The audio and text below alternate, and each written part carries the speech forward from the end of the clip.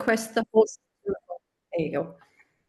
You know, you think I've been doing this for years, and I've just had this moment like, Sarah, I think I linked in too much. I'm like, I'm going to cry on this.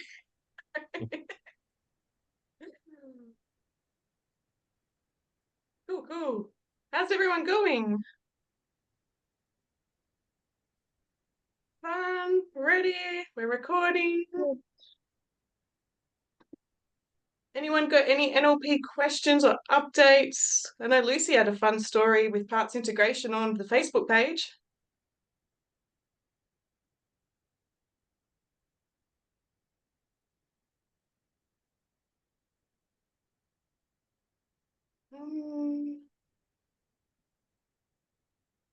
Okay.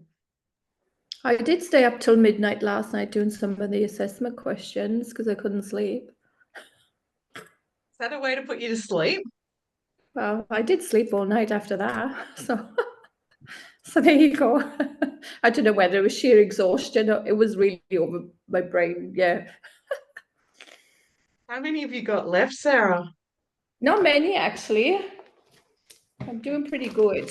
So, yeah.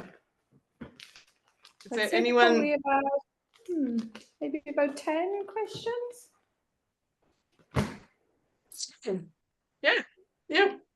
Are you stuck on any in particular? I think I just gotta just go over a few things and just go back to certain parts in there where we've done. So I'm no doubt there probably is something that I'm a bit stuck on, but that's fine. Yeah. Yeah, we still got a lot to cover. So like tonight we'll give you quite a big big chunk of info with a lot of those questions tonight. So tonight's a big, like, grab your hydrolyte, your Powerade. Tonight's a big theory night. Cool. Cool. Has anyone else got any questions about the assessment or anything?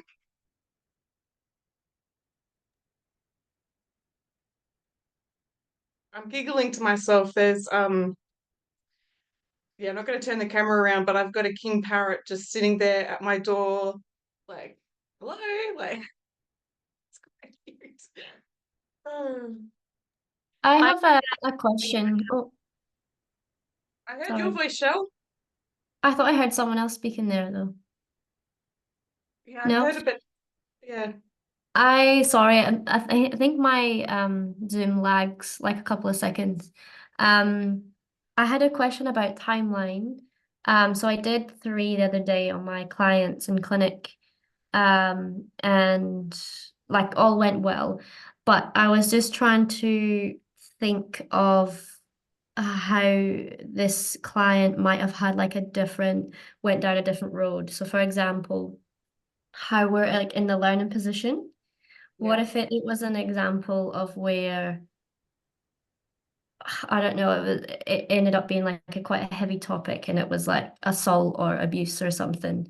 Like, how would you navigate that if you felt that it was hard for them to find the learning? Well, the truth is you would never go above the abuse. You would always go a lot higher, or you would take them back a little bit earlier to when they dialed down their discernment, dialed down their intuition, handed their power over to somebody else. So it's been a build-up of events, bullies, victim energy. And so when they get to that point where there's full-on trauma-y kind of abuse, yeah, that's not the root cause. So I would get them to go back up and go back even earlier. They need to use their wording for it. Like if they'd said at the beginning that they're not feeling confident or feeling vulnerable, okay, interesting that we've got that perspective now float up and go even earlier. Yeah, okay. So taking them further back. Yeah, that's how I would do it. Yeah. Thanks, Claire. That's all right. I have just a question to build on that. So I did timeline on a client on Friday, and she took me to a moment that was 7 or 8, and I seem to remember you saying that often it's a lot earlier than that. but I just let her roll with it because it was quite an emotional one and it was quite pivotal for her. So I just trusted that it came up for a reason. But what would your advice be for me next time? Would it be to roll with that and then maybe, you know, in a following session I get her to go back, or would you advise what you just talked with Shell about, to go up higher and see what else comes back for? No, you trusted your intuition. You did perfectly. I would encourage you to follow your intuition. If that was enough for your client, then there's another session to be had, but it don't have to pull them back earlier if they're not, especially if they're not familiar with coaching. If that's the thing that they've set their heart on looking at, then there'll be good ahas, and then you'll find that they will come to the next session with more confidence in themselves, more trust in the process. So it's a good, I mean, Tad James would have people take their clients up and have a look at yesterday and come back, and isn't that nice? And I just think that's a long way to spend 20 minutes to teach them how to trust themselves. That's my perspective, but I think what you've done is more in alignment with the way that you show up with integrity, Lucy. Okay, cool. All right, thank you. Anyone else?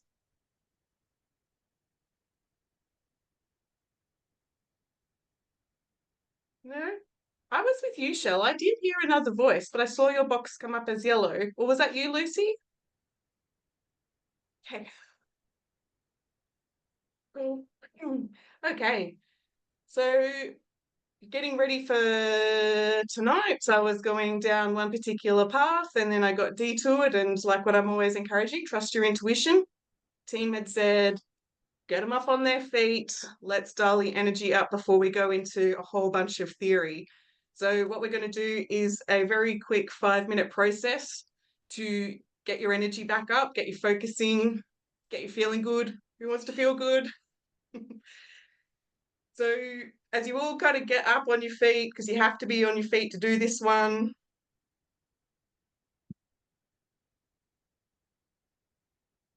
I'm not going to do the ridiculous trainer music. Okay. So knowing that this is a special time, this is you, this is your investment into you, your future, your skills, and yet there's been a whole level of astral crap, so to speak. We can all relate to that, heavy feelings, big deal stuff coming up. And if you can't, make it up. But I don't need you to say any words. This is a whole full body tingle. So I just need you to get in touch with whatever is on that heavy to-do list or pressure, stress, problem. And I just invite you to close your eyes, trust your body, trust the process. And noticing that there's that presenting problem. And I just invite you to rate it 1 out of 10. We've got to do that calibration thing. And then momentarily just thinking about how you want to be, what you want to be instead.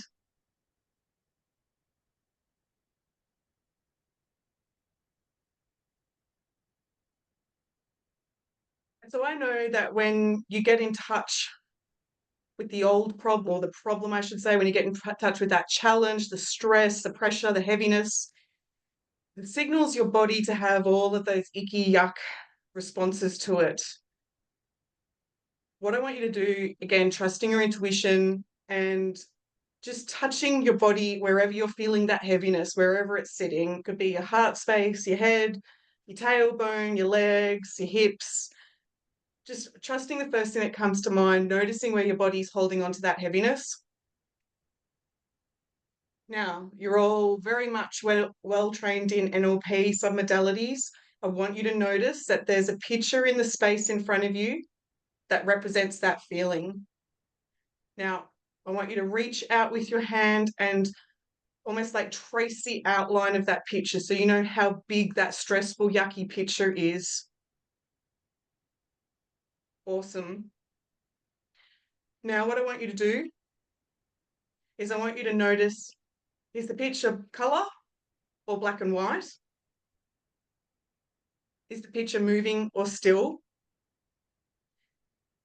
And I want you to put a big black frame around that picture, a really big, solid, thick black frame around it. And just like the old-fashioned TVs maybe your nana had, I want you to get in touch with the dials and the knobs on this picture on this screen. Now I invite you to dial this picture to go all the way to the white, and notice how your body responds. And now I invite you to dial that picture all the way to the black. First impressions, how does your body respond? Because what I want you to do is I want you to dial it to the one that feels right by you, by your standards. Now, this is the fun part. Just like Ariel in The Little Mermaid, I want you to imagine that you've got that golden glowing pen in your hand, and there's some lessons that you learnt from this experience. I want you to get your body involved. I want you to start writing on that screen. So like all of that heavy energy goes out of your heart space, down your arm and into that pen, or however you want to do it. But just let your hands start writing, as ridiculous as this feels, blasting out all of that energy. You can swear, you can scratch it, you can do all the big things, all the little things, but getting all of those lessons out. So again, just start writing everything that you've got to learn from this experience, this heaviness, and writing it so you can keep the lessons and let go of the rest. Just going to give a bit of a pocket of time here just to let all of this out as I go quiet.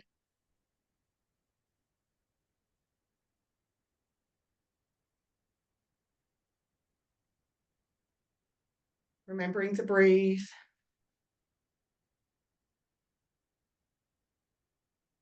Now, some may notice feelings and emotions come up. Some may notice their bodies start to recalibrate, whether they get teary, yawn, hot, cold, tingles. Regardless of how illogical it is, just let all of that energy out, just writing the lesson so you can hold on to what you need and let go of the rest.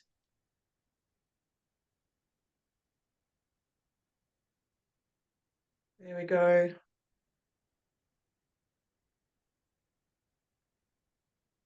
Now just checking in, because sometimes that hides, just letting all of that go.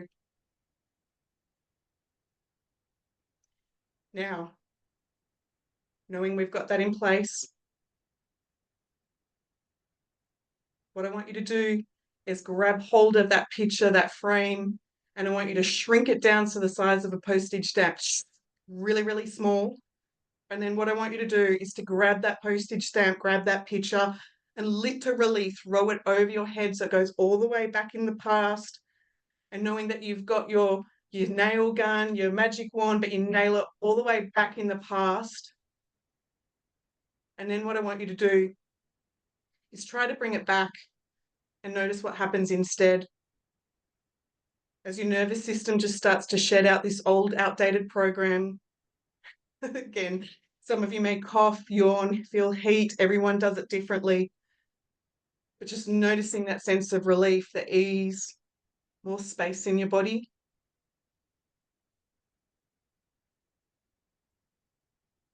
Get the sense we need to clear and transmute that on all times, dimensions, and frequencies. Thank you, team. So, thinking about the thing that you want more of. Maybe you want to feel confident, at ease, whatever's right for you. I want you to notice where you feel that kind of yummy, humble, confident feeling in your body. Point to where you feel that good feeling and notice there's a color connected to that good feeling. First impressions. And now get a bit playful with me. I want you to reach in and grab out that color, that feel good energy. And as you hold all of that yummy feel good energy, like magician pulling scarves out, just holding all of that yummy good energy, I want you to make sure that you've got all of that good energy, holding it out in front of you and looking at it with your inner eye, your intuition. And as it's out in front of you, did the color change or stay the same? Now this is energy, so it is definitely going to be moving, and it will be definitely moving in a certain direction. Checking in, what direction is it spinning? This is the feel good energy. This is moving in the feel good direction.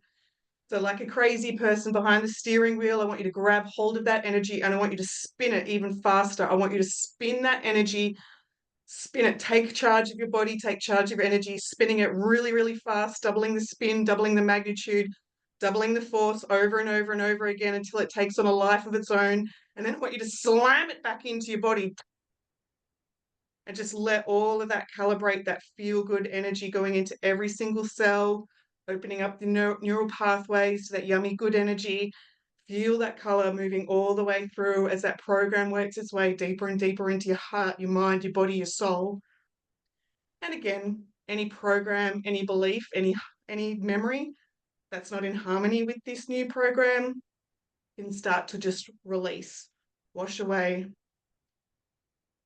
from the top of your head down to the tips of your toes. Don't try to manage it. Just let your body start to let go and feel those good feelings coming up. And in fact, getting those feel good feelings to really start to spin and move and merge in your body. It goes all the way up to the top of your head and then it drops all the way down to your toes like an incredible spiritual orgasm. You curl your toes up, you get that to come back up in your heart, down through your fingers, all throughout your aura, knowing this energy is yours by your standards, rippling it out into all directions of your time stream. And when you know you've got that, I want you to lock it in place. And when you're ready, starting to travel all the way back to this now moment, opening your eyes to a whole new you. Feeling awake?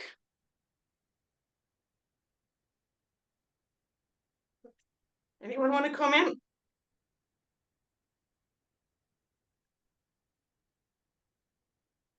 I got full body tingles. Yay! Sarah, you came in a little vulnerable. How are you feeling now? Yeah, good. I really enjoyed that. Yeah. If it, I get all hot. My whole body was swaying. I don't know if I could say it, but I was just, whoa, as if I was going to fall over and then come back. That's a It's good good. swaying feeling then. Yeah, it is, yes. Yeah, lighter in the heart space. Yeah. Cool. Anyone else want to share weird and wonderful? When we did the like energy dump down, I like just like was smiling and like started giggling, and then I could feel like my body was like goosebumpy and my fingers were like moving. Exciting! But Hey, we all got a smile on your face. You're ready to play, everyone. This is good. Rachel, you're giggling to yourself. Tell me more. I would have been the joke. No, I just relate when Elise was like, yeah, I was smiling, giggling, and tingling. I'm like, yep, I was exactly the same. Yay. Cool, cool. I think I feel like I'm yeah, be all hyper now. Sorry, I'm not still in the camera. Okay, this is awesome. All right, so fun. Tonight we've got a theory night, language patterns. It is fascinating to be able to recognize how people construct their reality. Is reality working for them or are they working against reality? All of this comes into people's language. And yeah, tonight I'm always transparent with everyone. The language patterns thing took a good 12 months for it to actually land in. When I first heard it, like, oh, it's so if you're not a wordsmith, a word person, don't worry about it. Just let the seeds come in. They will blossom and do all of the fun things later.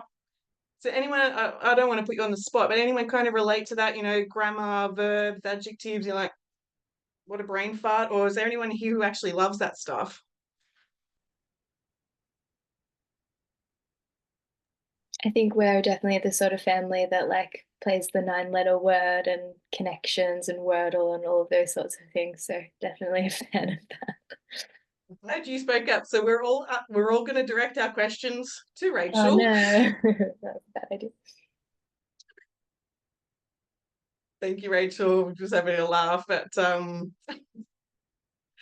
let's play.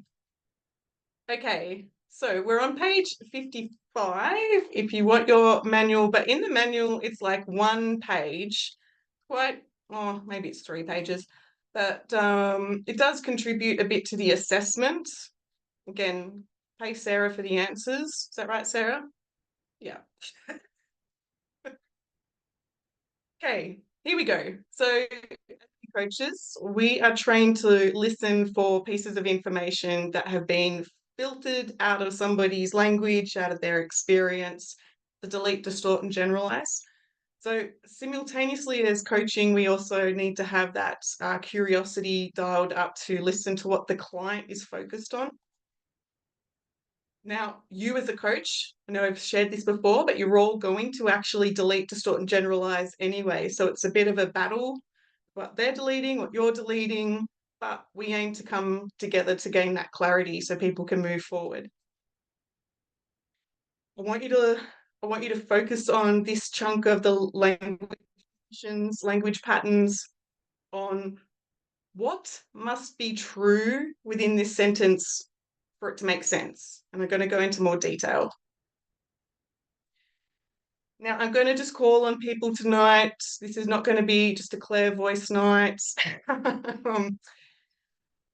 If I had said to you, in today's session, I want to focus on money, I want to start investing, Lilo, what picture immediately comes to mind? Well, I'm looking at the little piggy. So that's what came to mind.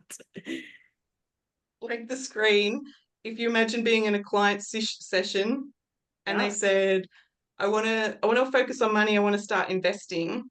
What's your picture for money and investing?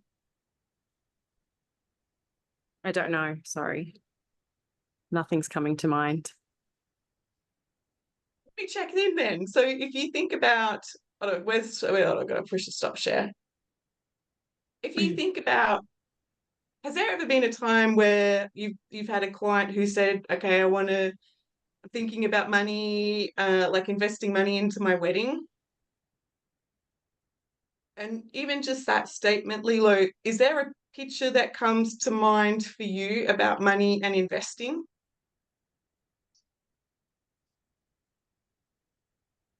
Not really. We're going to have to work on some money blocks. Like what? I will need help with that.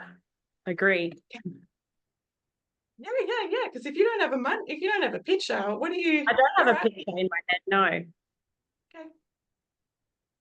Okay, cool. Just that. Erin, if a client had said to you, and let me bring up the question so I articulate it correctly, I want to focus on money, I want to start investing. Erin, what kind of picture comes up for you? I don't know. I think I'm kind of stumped. I think scarcity comes to my mind, but I don't have an actual picture, if that makes sense. When you tap into scarcity, do you notice if it's like grey or dull or like it's really... of think of like a dead tree. Okay, that's awesome. Again, we have to work on money blocks for you. Checking in, Shell. In today's session, I want to focus on money. I want to start investing. What do we know to be true from their statement? Shell.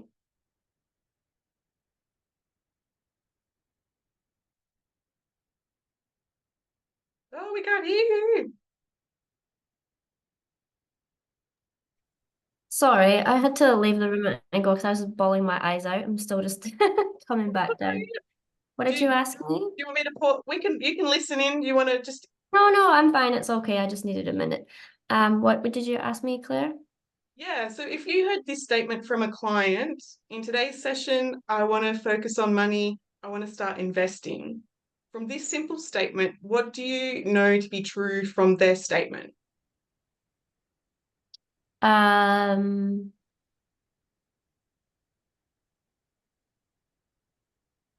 Well, that their intention. So their intention to invest. Yeah, absolutely. So we've got Erin's picture of an empty tree.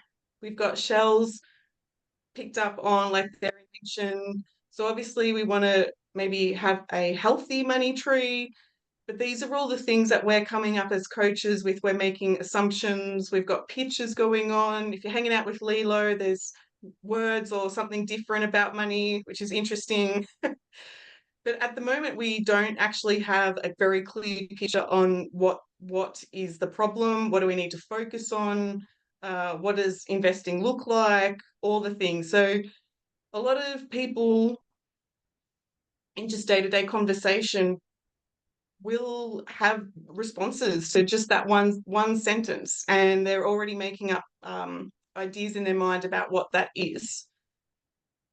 If we have a look, and I'm going to call on Nicole, in today's session, I want to focus on money. I want to start investing. What belief to assume? Me to assume that they're ready Yeah. to work on that.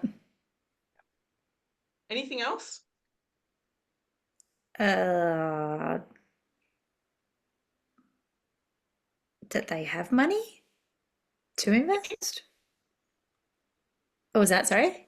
Yeah, that's interesting because probably when I've worked with enough clients on money blocks, like I want to focus on money, normally comes from that scarcity thing. So yeah, you're right. They could have a bit of money, they could have a lot of money. We don't know that. But yeah, the client just wants you to assume there's some reason to grow their wealth. Thank you for that metaphor, Erin. Thank you, Nicole. That's good. So I want you to take notice tonight that as we move forward with these questions, these statements, our mind is going to do what's called mind reads. And on the other side of things, which I'll go into more detail. So we need to listen out to determine what they want us to believe, what are they assuming, to actually go under what's actually the problem. So to listen out for the mind reads and the presuppositions, the assumptions and the it's something that happens quite automatically, that we assume to know what someone else is thinking, how they've come up with that information, why they've come up with that information, especially in family dynamics. We'll do mind reads all the time. But a presupposition is a linguistic assumption that we assume something to be true. We've heard it in the sentence, we're assuming it to be true versus the mind read and almost putting our truth onto them. So again, mind reads in NLP is when you assume you know what the other person is thinking or feeling in a given situation. And by its definition, any assumption about another person's feelings or thoughts is mind reading, which is really easy to do if you trained in the psychic world. So NLP asks you to switch that off. So as an example, I saw my client show remorse. This one here is a mind read. We are making assumptions about how they're demonstrating. We don't actually know if they're showing remorse specifically. Could be guilt, could be anything. Yeah, coaches need to make sure that they're not doing mind reads. A presupposition, we're playing with semantics, but a presupposition are assumptions made in advance. So they have implied meaning within the sentence. They imply that a condition already exists, makes sense. So if you're going into a client session and you're already making these assumptions, you could be going down the wrong path with them. I saw my client cry. That's the truth. You saw them. This is a presupposition that you know to be true. You know that you can see them cry. The tears demonstrate existence, yet we don't actually know why she's crying. So the coach needs to ask for clarity. Making sense? Sounding helpful? Exercise to start building up this knowledge. Page 59 if you want to play, or it's right in front of us. Calling out everybody, sort of taking yourself off mute to play. When we look, I'll do this first one and then we'll do the next one together. I never achieved my expectations. if a client is saying this, when we look at the list, we have to check which one here is a mind read and which one is a presupposition or an assumption. So I never achieve my expectations. Is she has expectations a mind read or a presupposition? And if I'm doing this first question, I know that from someone stating I never achieved my expectations, there's some goal, there's some expectation. So yes, she does have expectations. That's supposition. She has high expectations. That's a mind read because we don't actually know where her values are. She is an underachiever. Again, that's a mind read. It's going to take us down the wrong path. And that she has more than one expectation. Well, by saying that I never achieved my expectations, yes, that's a presupposition that she has more than one expectation. We don't know what they are, but we can start inquiring about that. So yeah, presupposition versus a mind read. All right, everyone. He would like to go to Jamaica on holiday, but doesn't earn enough money. Hayley, if I check in with you, do we know that he earns money? Yeah. Yep. So then that one would be what, a mind read or a presupposition? Presupposition. Awesome. And so Manny, he hasn't been to Jamaica before. The spelling might be off there, is it? Anyway, Manny, he hasn't been to Jamaica before. Mind read.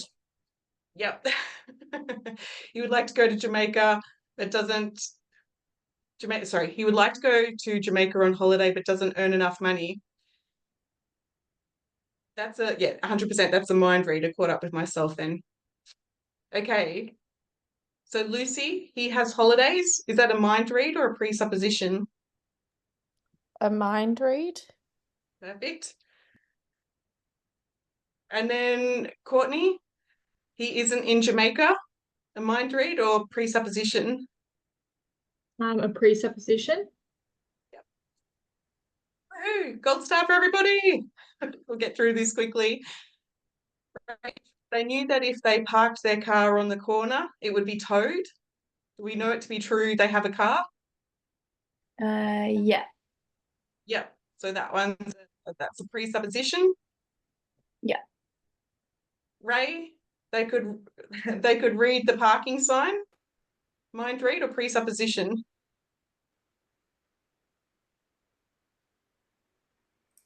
And you're on mute.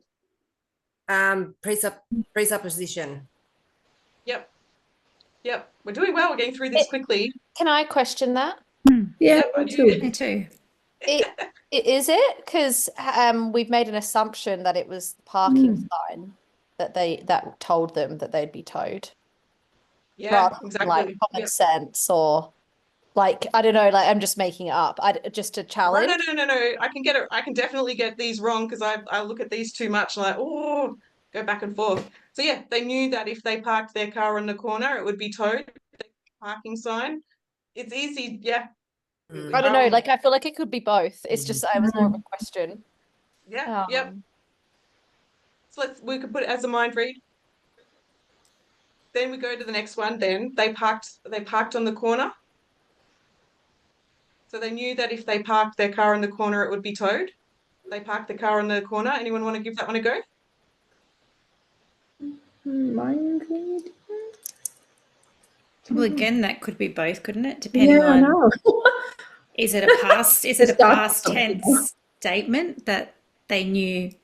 So they knew that if they parked the car in the corner, it would be towed. So it got towed. They're telling the story after the event, or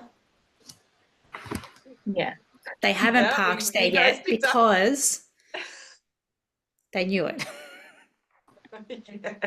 Yeah, that's what I'll say. Yep, to both of them. Like I would have said, they parked the car in the corner, or like I don't know. Yeah, it's a bit of a mind bender, this one. If we play with there was a corner, The presupposition. Yeah, I'm going to hold on to that being true. Yeah, technically that's the answer. Yeah. All right, let's play. The computer was working perfectly when I last used it. The computer doesn't work now. Mind read or presupposition? Mind read. Mind read. I would say mind read. There is a computer. Presupposition. Presupposition. Yeah. The computer has been used before.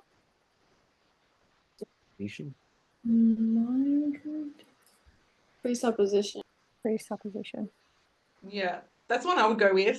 The computer worked perfectly.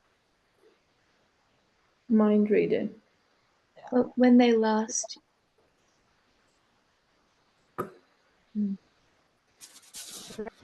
Like, I'm putting her in the spot. All right. She always enjoyed yoga to help balance her health and lifestyle. Is it a mind read or a presupposition that her life is not in balance? Mind read. Mind read. She has done yoga before. Presupposition. Presup. Yeah, I would say so. She's done yoga before. She always enjoyed yoga. Yeah, that always assumes that, yeah, the yoga's been there. This one, she's healthy. Mind read. Mind reader. Yeah. At least, could we assume she's always enjoyed it? Yeah, I would say that's a presupposition. Yeah. Let's have a look. Is that the last page? Yes, it is. Golden star for everybody. We survived. Now we're going into page 57. Okay, so when we're going with these linguistic presuppositions, we are not looking for English grammar, English language. I have had classrooms, teachers debating me. NLP is not English grammar related. So, NLP world. Again, my slide here says I needed time to research the graph. I'm not that great on the wordy side of things when I first started NLP, so I had to research it. But let's dive in. Again, as we explore mind reads, linguistic presuppositions, just ask yourself through in this statement, what have they missed out on? What caused or causes the limitation? So just asking ourselves more questions when it comes to the statements being made. Now, there's Denise. Anybody who goes to Denise's school? If I said to you, when I work with clients, who am I going to put on the spot? Anyone want to give this a go? What must be true in this sentence? When I work with clients. That you work with clients. Yep, bingo. Somebody else?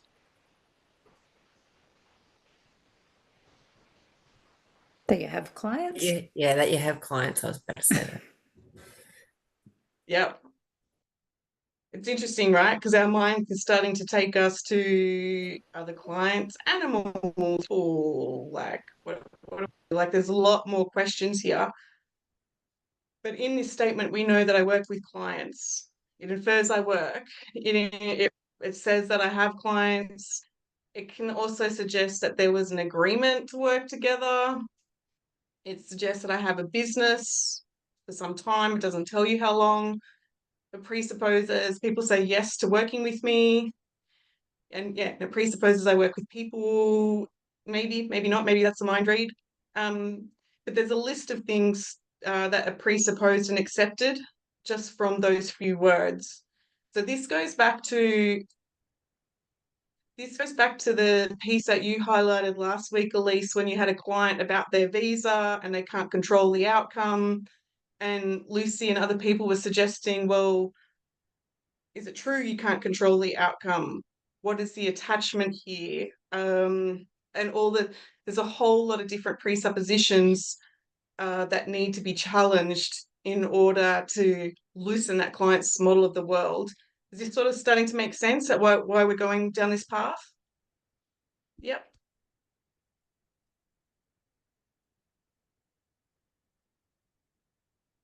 Okay, so going again, I think this is masters, but this might help some of the spiritual people in the room grasp where we're going. Your reality is made up of space, time, energy, and matter. Fancy, fancy. So the space says, where are you in space? The time says, when are you in space? Hence why I love timeline. The energy says, what energy is in the why. And the matter says, what? What are we doing? So where, when, how, and where, when, how, why, and what are like glue that pieces our reality together so we can share our experience with people. I want you to hold on to that as we go more into the linguistic presuppositions about how someone's sharing their reality with you, where they were, when they were, how they were, what they were. There are 10 linguistic presuppositions, and I think they are in the assessment. We're going to go through each and every one. It's fun. The very first linguistic presupposition is existence. And basically, we're listening out for nouns. We're listening out for what exists in the client's statement, what must be true.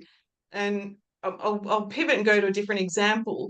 But like when Elise mentioned about the visa, in that moment, we know that the visa exists, but we don't know any of the other situations, scenarios, context, so on and so forth. So, or the lack of visa. So when we look at this sentence, Prue knew there was a cake behind the counter.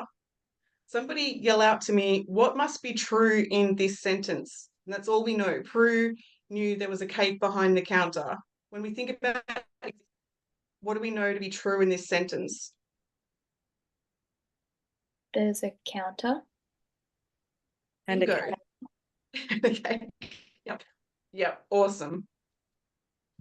So again, just in that one statement, we know that there's a cake, there's a counter, and we can accept those things to be true and then pretty much move on to, okay, it's the problem, what do you want? In the existence to help you with your assessment, we're looking out for it, them, him, her, nouns that's points out that something exists. Okay, next one, possibility and necessity. These are all the should, shouldn't, must kinds of language. I'm going to go into that a little bit more. But if we said Prue knew there was a cake behind the counter and she had to eat it, there's a necessity there, she had to eat it. From the necessity, I've already said the answer, but what must be true in this sentence?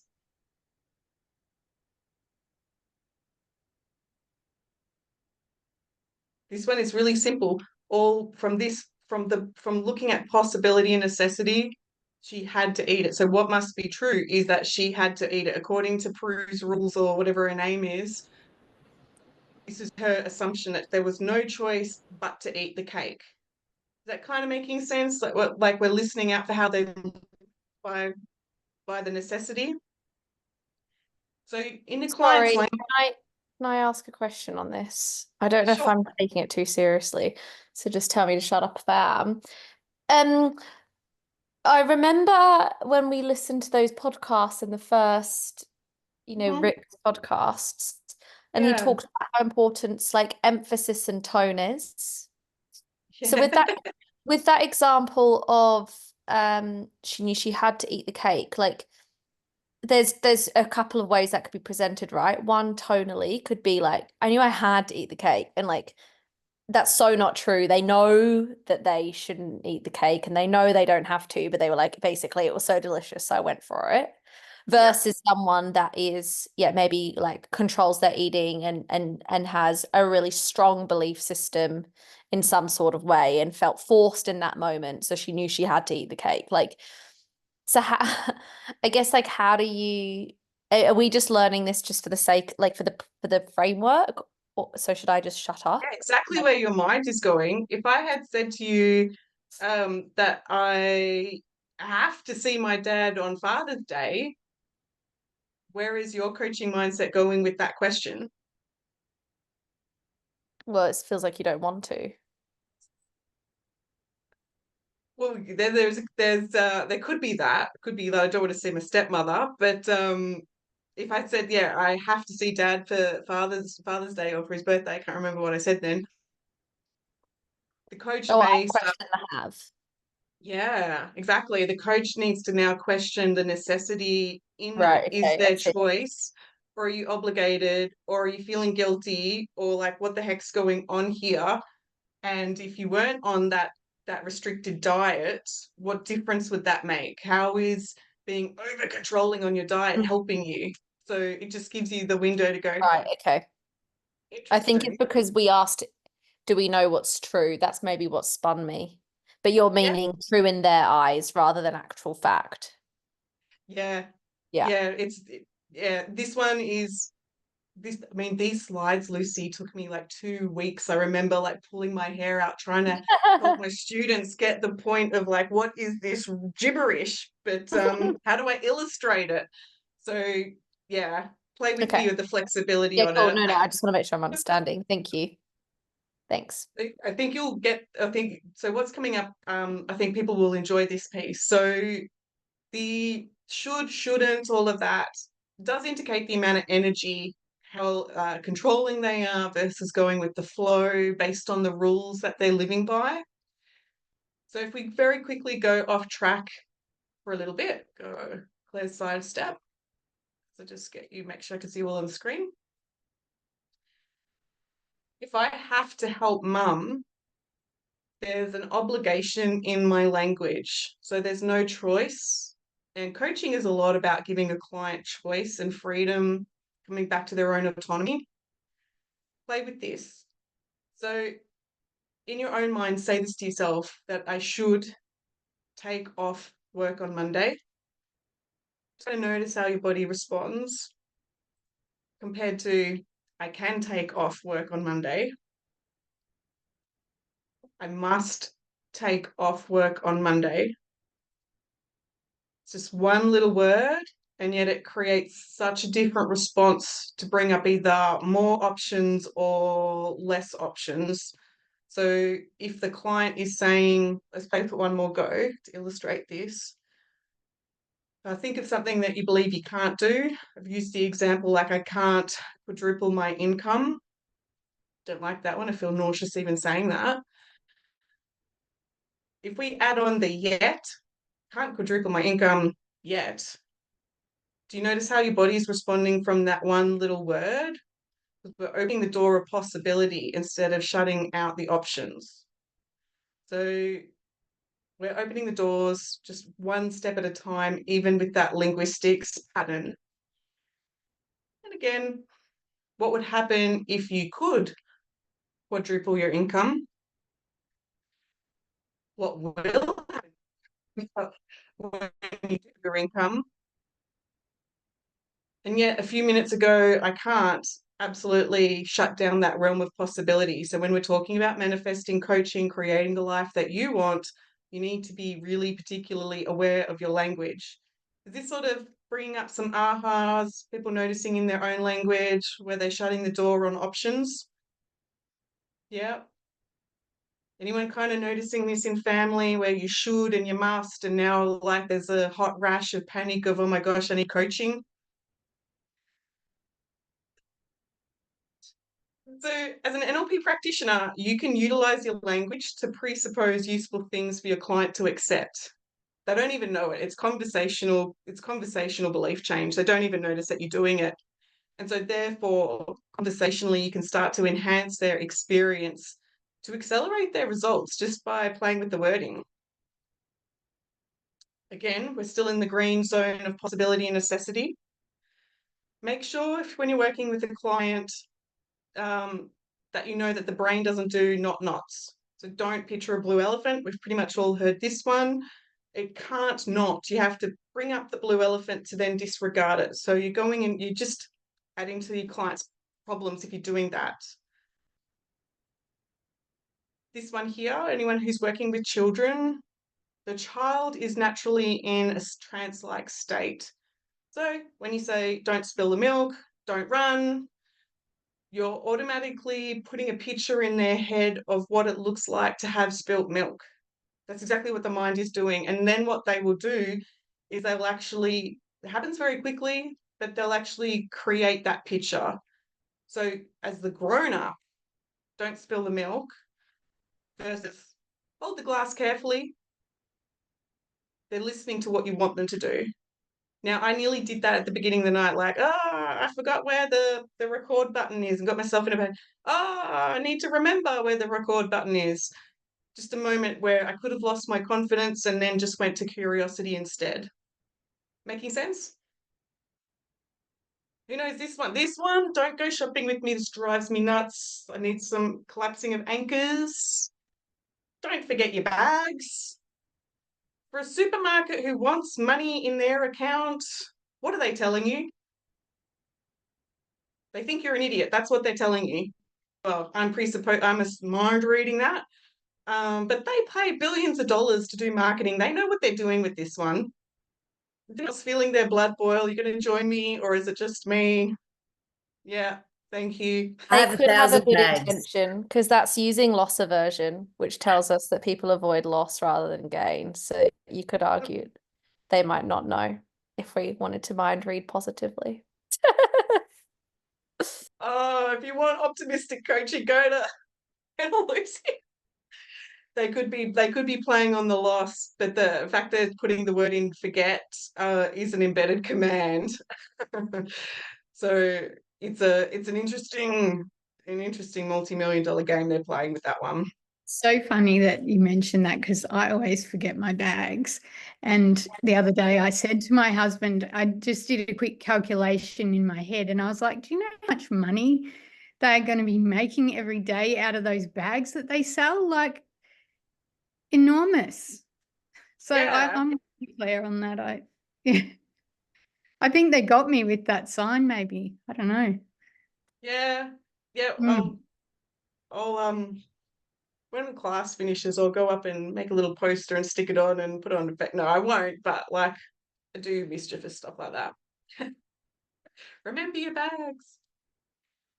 Okay, so we're up to the third one. This one is cause and effect. We've talked about this before, and we're going to talk about again in hypnosis. Cause and effect. You're listening out for if kind of statements or because kind of statements. Because Prue saw the cake behind the counter, she had to eat it. So we're talking about because Prue saw the counter, there's a cause and effect. There's a thing, one equals another.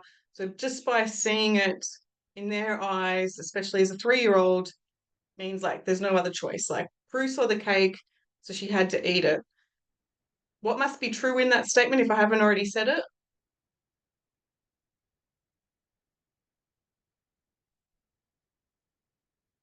It really is simple. That's just the because. Seeing it meant that she had to eat it. So it presupposes that the side of the cake caused Prue to eat the cake. So you can hear that in clients' language. Anytime they're using a because, they're telling you what their belief is, their justification for why they're doing what they're doing, which you can challenge. Cause and effect, again, exposes the communicator's belief. They believe something will happen because of something else. Is it true? Okay, number 4, complex equivalence. Time is money, this sort of thing. You have time is money, you have to work hard for money. The complex equivalence, it means, so I think we just lost it. So you want to make sure when you're listening to clients' language, like anxiety, well, because I saw, that's cause and effect. Can't think of one on the spot. But because the cake was there, Prue became hungry and had to eat it. So again, we're seeing that complex equivalence that the cake is there, so that caused her to be hungry. Not that it caused her to eat it, it caused her to be hungry. Yeah, and again, this listening out for people's complex equivalences gets you to check in on what are they linking together. People do this a lot, and I've got an example for it later. I'll talk about it soon. The awareness. This is your VAK, gustatory, and the other one. So Prue realized there was a cake in the house and had to eat it. We're looking for the awareness, is that she saw it or she smelt it, and then it's caused her to eat the cake. So when you hear a presupposition of awareness, they're giving you clues about how they sort and categorize their experiences, how they're making judgments. So it's a little bit like I saw the Ferrari, so I assumed that he was rich, or I saw somebody come to the Ferrari shop and he was wearing a tracksuit. I assumed that he couldn't afford it. So it's the awareness of like what people are doing with senses and therefore the meaning that they're putting to something. Is that one making sense? Any questions? You're doing well. I know this stuff's but you just want to start to challenge for clarity. So if you're hearing notice, sense, experience, understand, we're just having a look at how they form their reality. Time is an easy one. Took me a lot of time to find a cake that looked like a clock, but we got there. So everything's all succinct. But anything that suggests time is a cause. So listen out for when, stop, start, until, now, or yet. So because it was way past noon, Brew just had to eat. You guys, what must be true in this sentence? Have a think about it. My phone, my charger's fallen out. I'll be back, but I'm listening. Well, I heard someone's voice. What did you say? It was past noon. Yeah, it's the clock. And you could challenge that, right, Hayley? You could say, well, do you have to eat cake after 3 o'clock? Do you have to, what if you had cake for breakfast? What difference does it make? And start to challenge why they're ruled by time. Yeah, this one here is talking about in a moment, now or later. People will use that to be ambiguous, especially if they're trying to deceive or lie or extend out their story, to generalize. So again, time, you want to challenge that if the client's talking about later, in a moment. Okay, Rachel, I need your help for this one. The adverb adjective. So this is, if I understand this correctly, this is Rachel, do you want to help me with this one? It makes adverb adjectives. It adds the description around the thing. Is that about right? Yeah. Nailed it. So Prue saw the beautifully decorated cake and had to eat it quickly. When we're looking for the adverb adjective, what is the adverb adjective in this sentence? Quickly. Oh, yeah. And beautifully. Well, that would be the adjective because that's about the cake, right? I hope so. I hate adverbs, adjectives. I can't hold on to, for whatever reason, like they move in my head, or like it's a descriptive word. But the adverb gives more information about how the client wants you to receive that information. So yeah, they're going to bring up some level of emotive response from you by using those. Okay, exclusive or. Here we exclude one thing or the other. The way that the sentence is formed suggests that they had one option and it was like one option to be chosen. So Prue must eat the cheesecake or, that's the exclusive, or the apple cake. From the client's perspective, what must be true in this sentence? Pretty simple because I've already said it. They have options. Yeah, that's a good way of putting it. Yeah. Yeah. So the exclusive or presupposes that they do have options. It will kind of always presuppose they've got like one choice between different possibilities. This is now we get a bit brain inclusive or. This is where there's actually a sense of no choice. Prue could eat the cheesecake or the apple cake. She ate them both.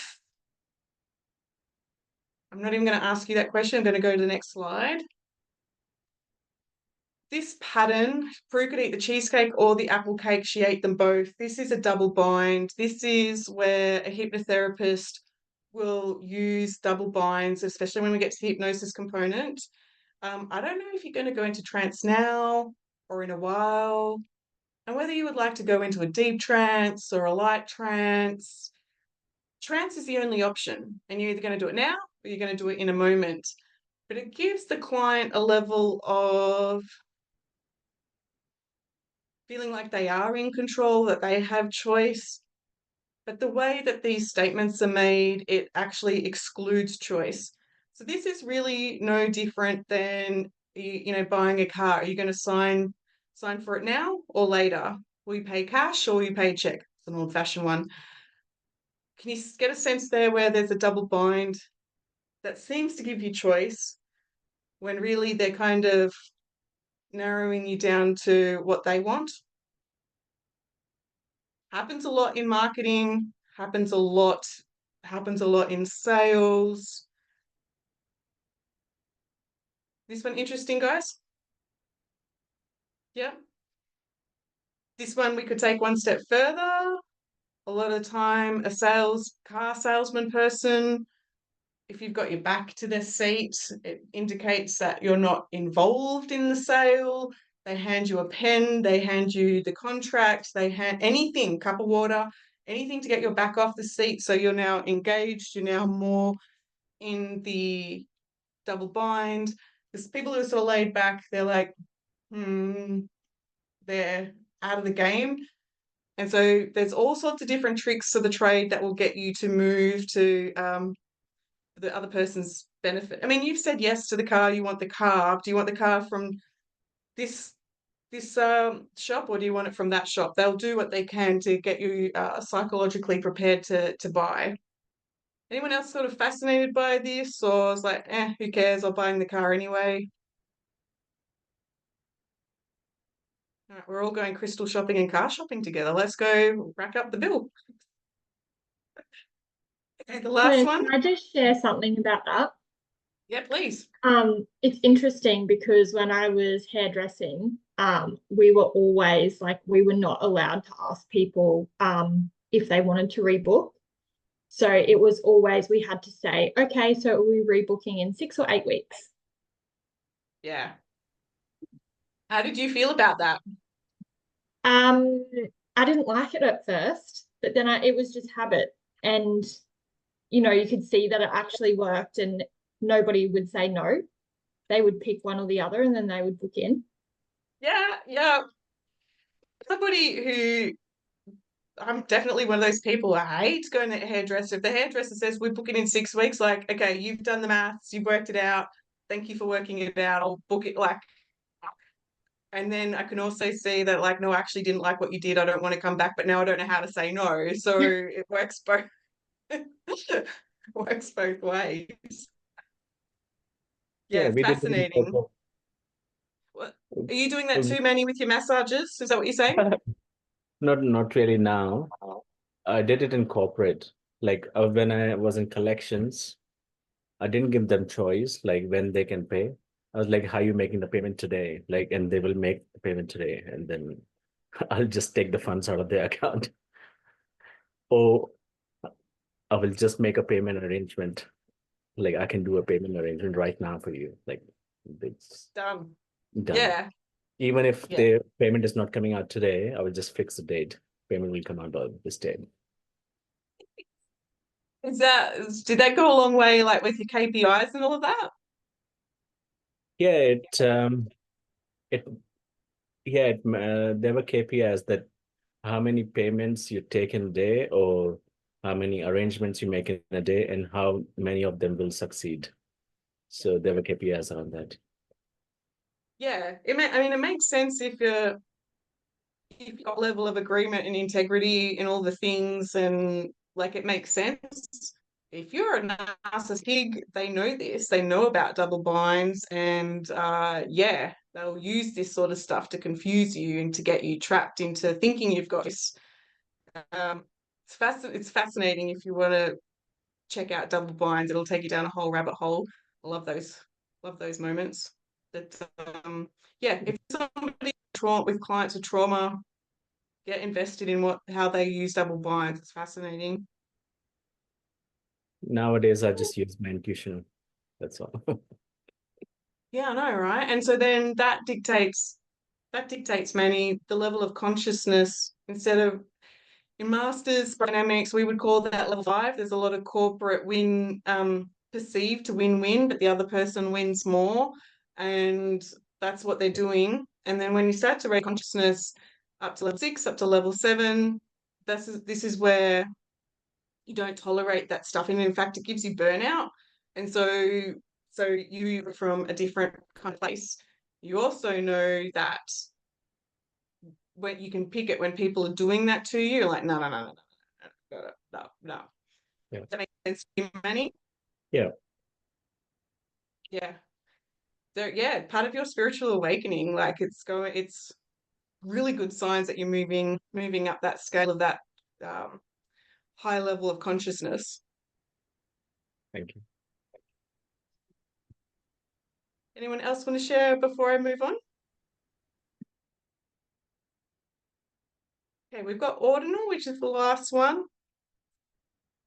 Prue noticed she was hungry. She then saw the cake and she had to eat it. This is the list. Ordinal indicates a list. There's a sequence. There's a thing that has to get done in order. So the thing that must be true in the ordinal state is that that she has a particular order. She noticed she was hungry. She saw the cake. She had to eat it. It's not the best example, but again, you might listen out for this if you've got clients who are gym junkies, who are perfectionists, who are controlling. This one you may want to challenge and see within their strategy where they put the brakes on. It's quite fascinating. I think I got, yeah, and then listen out before, during, later, first, second.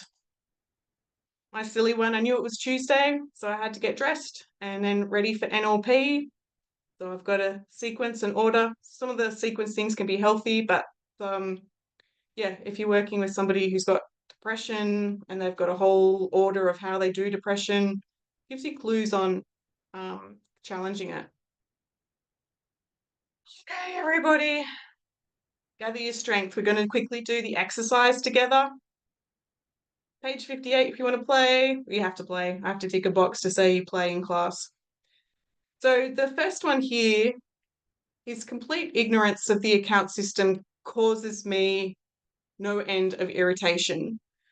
So I've already circled the first one. It's a cause and effect. His complete ignorance of the account system causes me no end of irritation. There's a cause and effect here. Oh, okay. How have I gone to the, I shouldn't have gone to the, I've gone to the next one. Saved us all.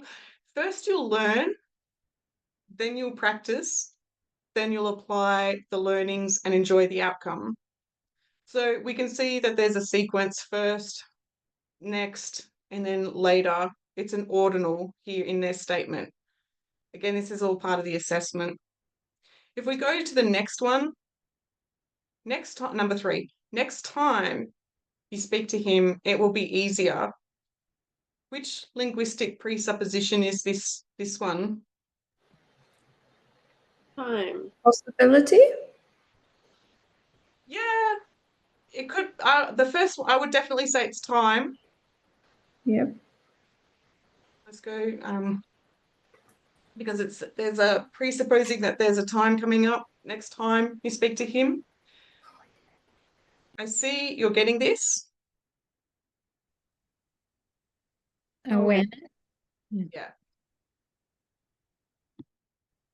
Oh, awareness, I've got existence. I would go with awareness, but it is what it is. I would have gone with awareness. I could give you your major aha now or later.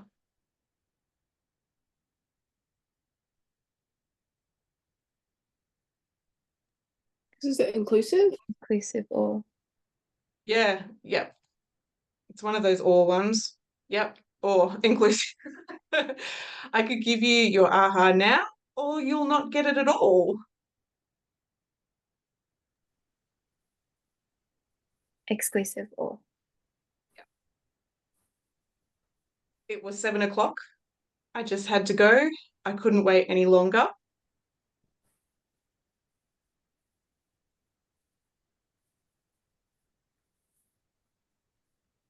Complex Right? equivalent. I heard complex equivalence from Elise, and then I heard something else. No? Yeah, it could definitely be complex equivalence. It can also cause it could also be time. Yeah, time is what I said, sorry. It was so beautifully made. I just had to buy it. Adverb and adjective. Yep. Or maybe it's not actually. Oh, okay. Yeah. Some of these you can see they may overlap into different categories. The gate being open, sorry, the gate being the gate being left open caused the horses to gallop away. Cause and effect. Yes, where did the ticky box go? There it is. Thank you. I must learn to be patient. Possibility, necessity. Yeah. I'd have to get a high score first, then get into university, and then hope for a good job. Ordinal. Yeah, I just heard in my head sequential. I'm like, that's not even an option. I knew the opportunity was just sitting there in the top drawer, had to take it.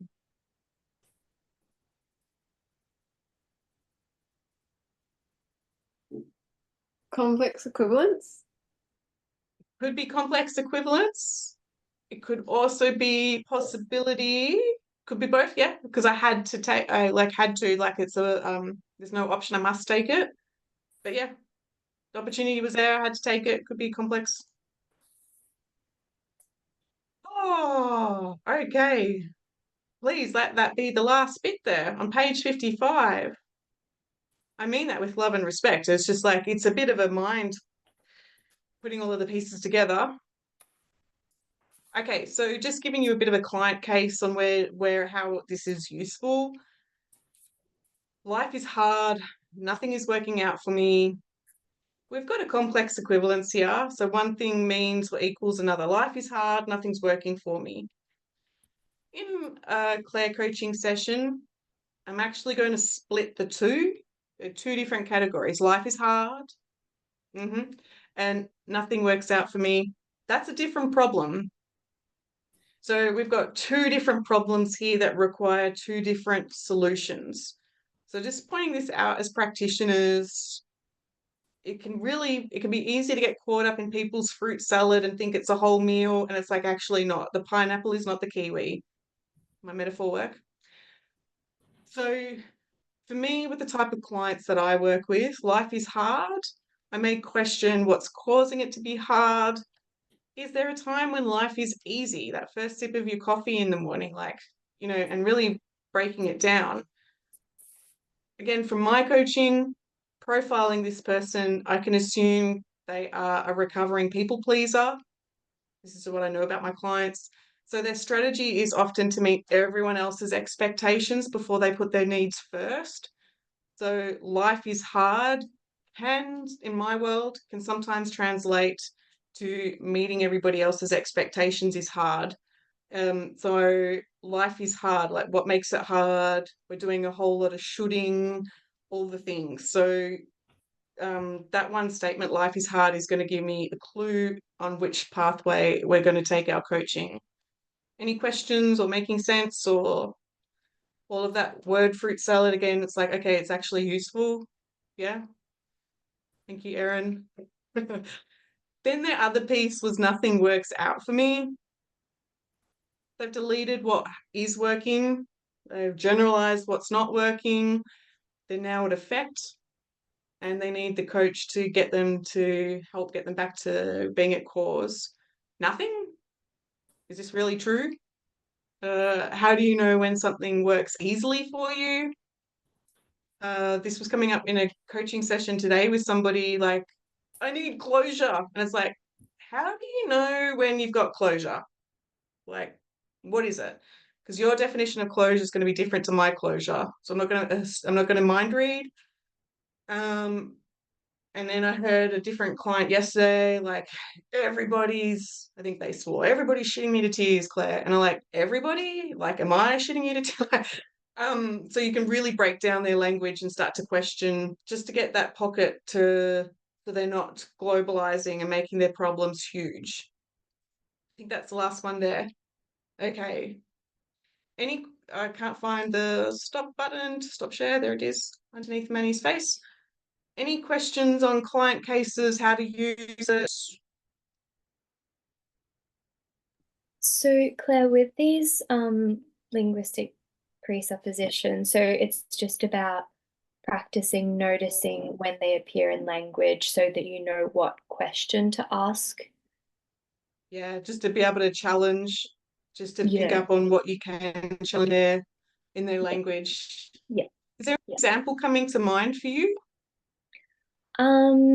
I guess I'm just thinking more generally because, coaching session always starts out with usually just like a word vomit of all the things, or it can be kind of hard to unscramble. And I feel like I would take ages to be analyzing like you wouldn't be able to do that quickly. Do you know what I mean?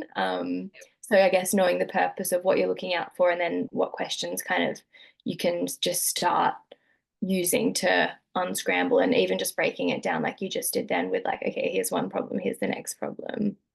Yeah, it's at this stage, it's really good awareness to first listen out for like the complex equivalents when people are making their problems all one, because that can put a new coach into over.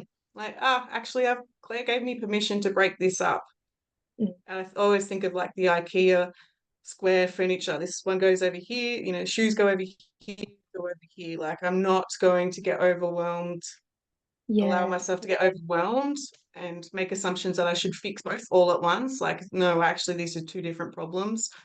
I would encourage you to listen out for the because, and just put a smile on your face, and just, isn't that interesting? You don't have to really do much with it, but listen for how people, again, are joining things. That's like people saying like business is hard. Social media hard, so it's hard to get clients. And it's like, they don't equal the same thing. They're not the same. So complex equivalence, cause and effect. No, they're really the main two, Rachel, to start off with. Just listening antennas for those. That's going to be your best step. And then the others, that's it. That was like me looking up, going, what the heck was the other one? The possibility listening out for clients shooting all over themselves. Those three are definitely the ones that will give you the biggest bang for your dollar if you listen out for those ones. That's really helpful. Thank you. Claire, Yeah, you're welcome. Right. No, How are that's you right. picking up? Like, if people are saying, I should, Yeah. how are you kind of questioning them in that tracks, or are you just more playing with it rather than being quite direct? No, I'm looking at, in my head, I've translated the should to obligation. Going to sort of teach them a bit of a teaching moment there about if you're overgiving, obligating yourself to make sure everyone else's needs are met, like, no wonder you're having trouble with putting yourself first. And it sounds strange, but most people aren't aware that they're doing for everybody else. A lot of the time, especially my type of empath clients, know that that's the strategy that works, that gives them inner peace. Like, okay, everybody else is happy now, I've got time to eat. And so teaching an empath to actually say, no, I'll charge my cup up first, can be difficult if they're not aware of when they're shooting themselves. Does that kind of help? Yeah, thank you.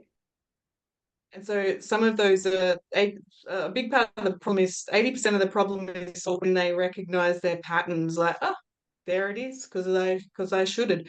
And a lot of times clients I've got a trigger response questionnaire. So if clients are messaging me and feeling triggered and he spoke to me that way, blah, blah, blah, and try better, they start to even themselves like, oh, okay, Claire, like, all right, I get it. So they can start to self-coach when you teach your clients to be aware of where they're putting the stop signs in for themselves. Yeah, cool. Anyone else?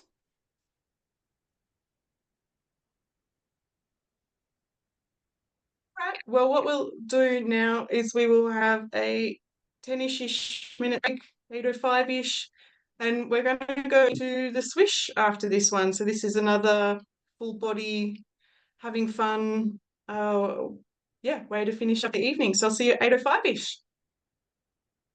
Manny, message that you had a question. Did you want to ask now, or you want it more private where people can't hear?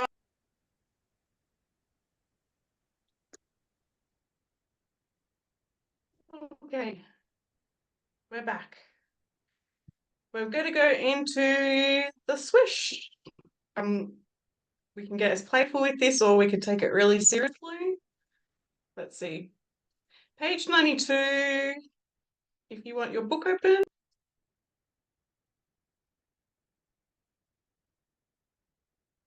We go too far into the Swish.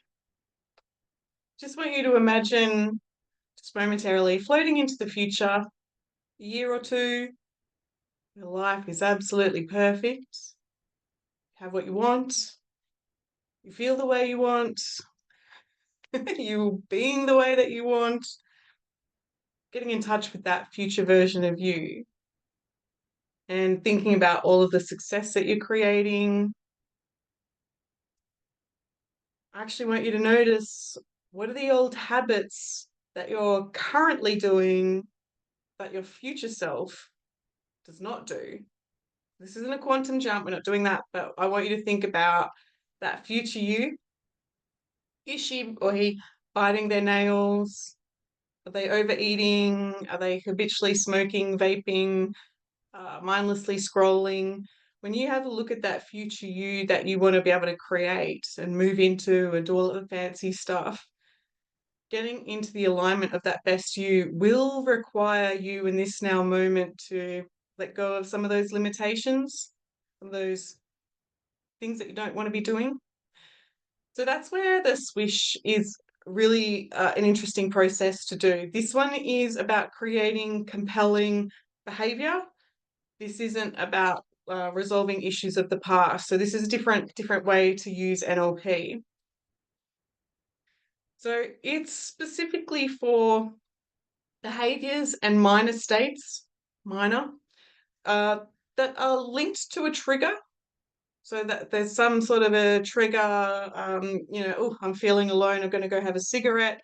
I'm feeling like I need comfort food, I go grab the chocolate. I'm feeling angry, out of control, I'm going to go drive fast. Like, whatever it is, there's a trigger which creates a behavior that you don't want to do. Again, that's my list. You can biting nails, scrolling, binge eating, overspending. All of these are really good for the Swish. And I do know of some coaches who do quit smoking, and pretty much all they do is the swish. This is all they do. I'm like, my gosh, you're making 6-7 figures from the swish. You've got to be joking. Not my cup of tea. I love playing with it for myself. But if I can go do past lives and other fun stuff, I'm going to go do that rather than the swish. But if you're doing human coaching, this one's interesting. Again, for unwanted behaviors. A Claire tip, if a client came to you for coaching because their life is unorganized, their house is always a mess, notice that there are actually no behaviors outlined in the problem. There's actually a bit of a not happening here. So for you to be able to do the swish, be able to facilitate the process, you actually need to be able to find out what is it that they want. What is the not behavior? Like we need making a mess is something that you can work on, but being messy you can work on, but it needs to be a behavior. Again, my slide, we've got it, biting nails, the picking at the skin on your nails, all of that sort of stuff. Hold on 1 second. So before I go any further, that's pretty self-explanatory. People sort of nodding, like, yep. Cool. Now, I want to show you the contrast of Dr. Heidi. Now, she's in charge of the NLP. She has her way of doing it, and then I'm going to show you Tony Robbins' way of doing it. And my intention for showing you two different trainers' way is to give you the confidence that you go slow, awesome, and if you go super fast, awesome.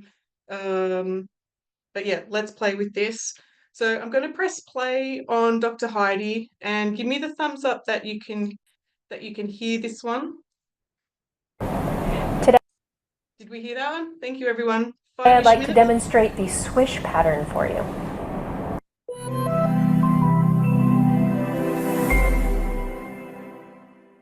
The swish pattern is a very simple technique that's taught at the NLP Practitioner certification level, and it's looking at changing an unwanted habit or behavior. And today I'd like to share a demonstration. Hey, Heidi. Hello. So you have an unwanted behavior or habit that you want to change. Tell me about it. Yes. So before I go to bed, I check my social media. And it just stimulates me, and then my mind starts racing, then I can't go to sleep. So, yeah. Gotcha. Okay. And what do you want to do instead? Just want to be very calm and just go to sleep like a little baby. I like that one. Yeah. To do this lovely process is swish pattern, which changes an unwanted habit or behavior. In a moment, I'm going to have you close your eyes. We're going to go in and create a couple of different pictures. One of them is of your present state and what you do now. Checking that social media, getting your mind stimulated. And the second one will be just going to bed and sleeping like a baby. Perfect. And then the magic will happen from there. Yay. Easy. So go ahead and do this for me. Close your eyes. And let's first bring up that state that you want. So allow yourself to watch a movie for a moment of you just going to bed. Who knows where your phone is? Plugged in somewhere. And you just go to sleep. Oh, it's really nice. Nice. Just like a baby. Just go to sleep. And really connect with that. There you go. Feeling it, seeing it, hearing it.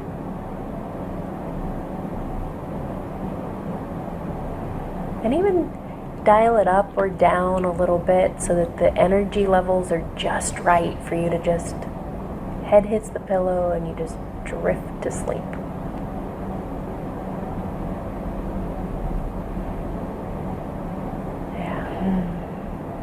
And I want you to take that image, make it into a movie that you can watch.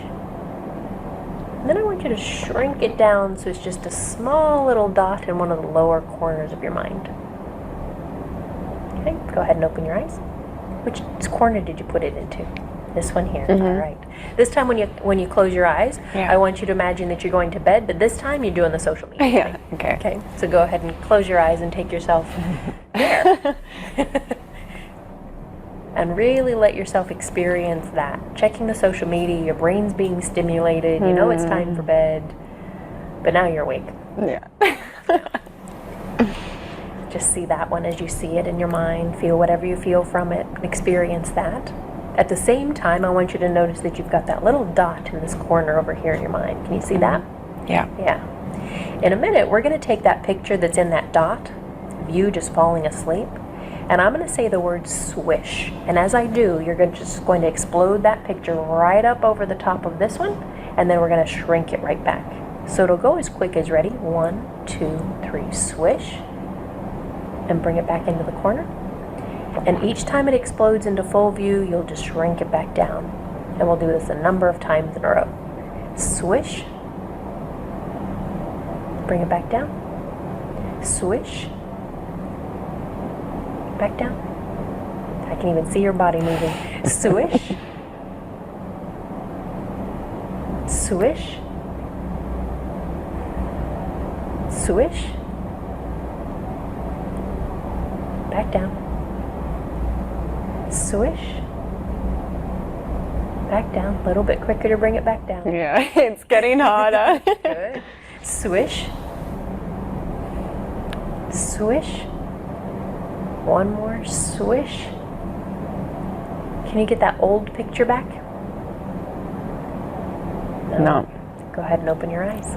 Ah, that's nice and relaxing. Yeah. Felt like a bit like on a cloud. That's kind of cool. Yeah. That's kind of cool. Tell me this. If you think about tonight, which if had happened last night, you would have done the social media thing. What do you imagine happens? Like I actually saw my phone. My phone is put not even near my bedside. Wow. And so there's no option. I'm just there and it's like a cloud. I just feel relaxed.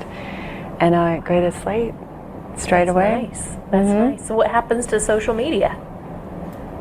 Tomorrow. Tomorrow. Good answer. Yeah. Very nice.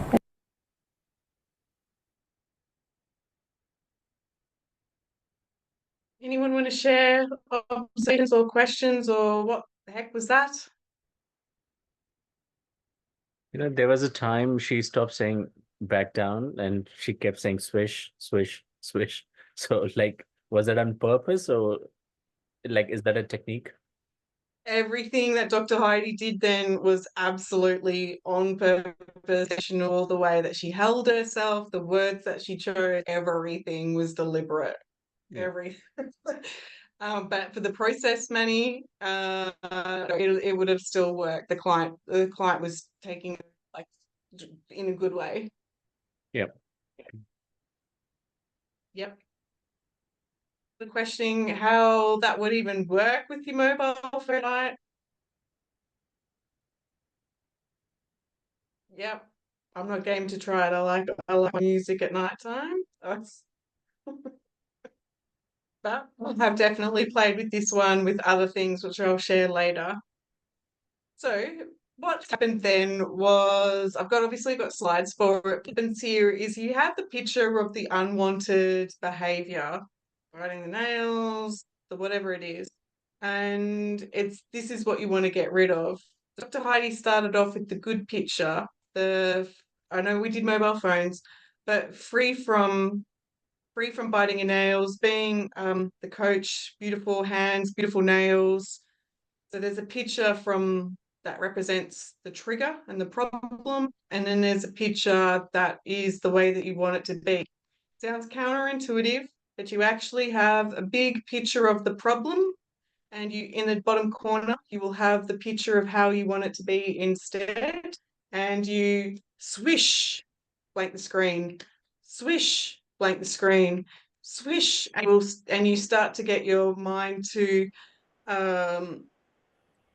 really feel the energy of how you want it to be. It's that sort of that subliminal, like, oh, I want more of this, I want more of this. And it actually sort of scrambles and makes it hard to find the other picture, making it less desirable to want to do. It's like this is now the focus, this is now the go-to. Is this sort of making sense? Claire, could we use this if somebody came to you and they wanted to stop drinking, they were like an alcoholic? Because I have a friend that her husband's an alcoholic, and she like has a lot of things. So could you would this be enough for that or not? Wouldn't be enough, but it would definitely be a piece. That means that the client can take this home as self-coaching. So did I hear you correctly that it's your friend who's the alcoholic or her partner? It's her husband, my friend's husband. So two things on that one. Yeah. First is going to work with your friend. You would be working with her 100% about what it does to her when whether there's a disconnect or a mistrust or something. You need to go and solve that with her. So then she shows up in the ship, not a question in her mind. This is how it is. Like, if you want to be with me, this is where we're going. Like, this is how it needs to be. And then if you're working with the alcoholic partner, not an easy one at early practitioner, but anything like alcoholism is escaping from pain, and they're using that to drown themselves out from whatever else they don't want to look at.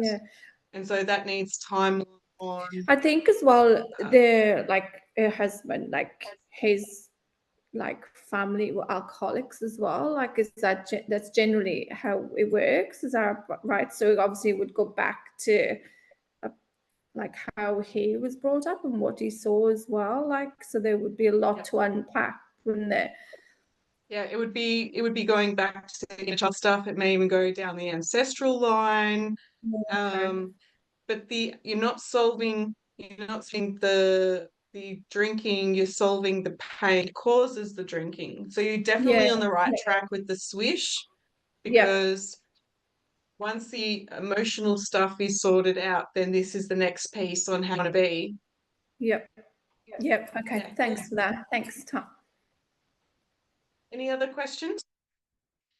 So then I'm going to switch gear. I'm going to look at young Tony Robbins and how old this video is, but gosh, it would have cost him a bomb to make the animation on this back in the day. So let's how Tony Robbins does it differently. We've done fast now. Look at it. Anyway. Another technique for helping you to anchor in changes or helping you to make a new trigger for yourself is called a swish pattern.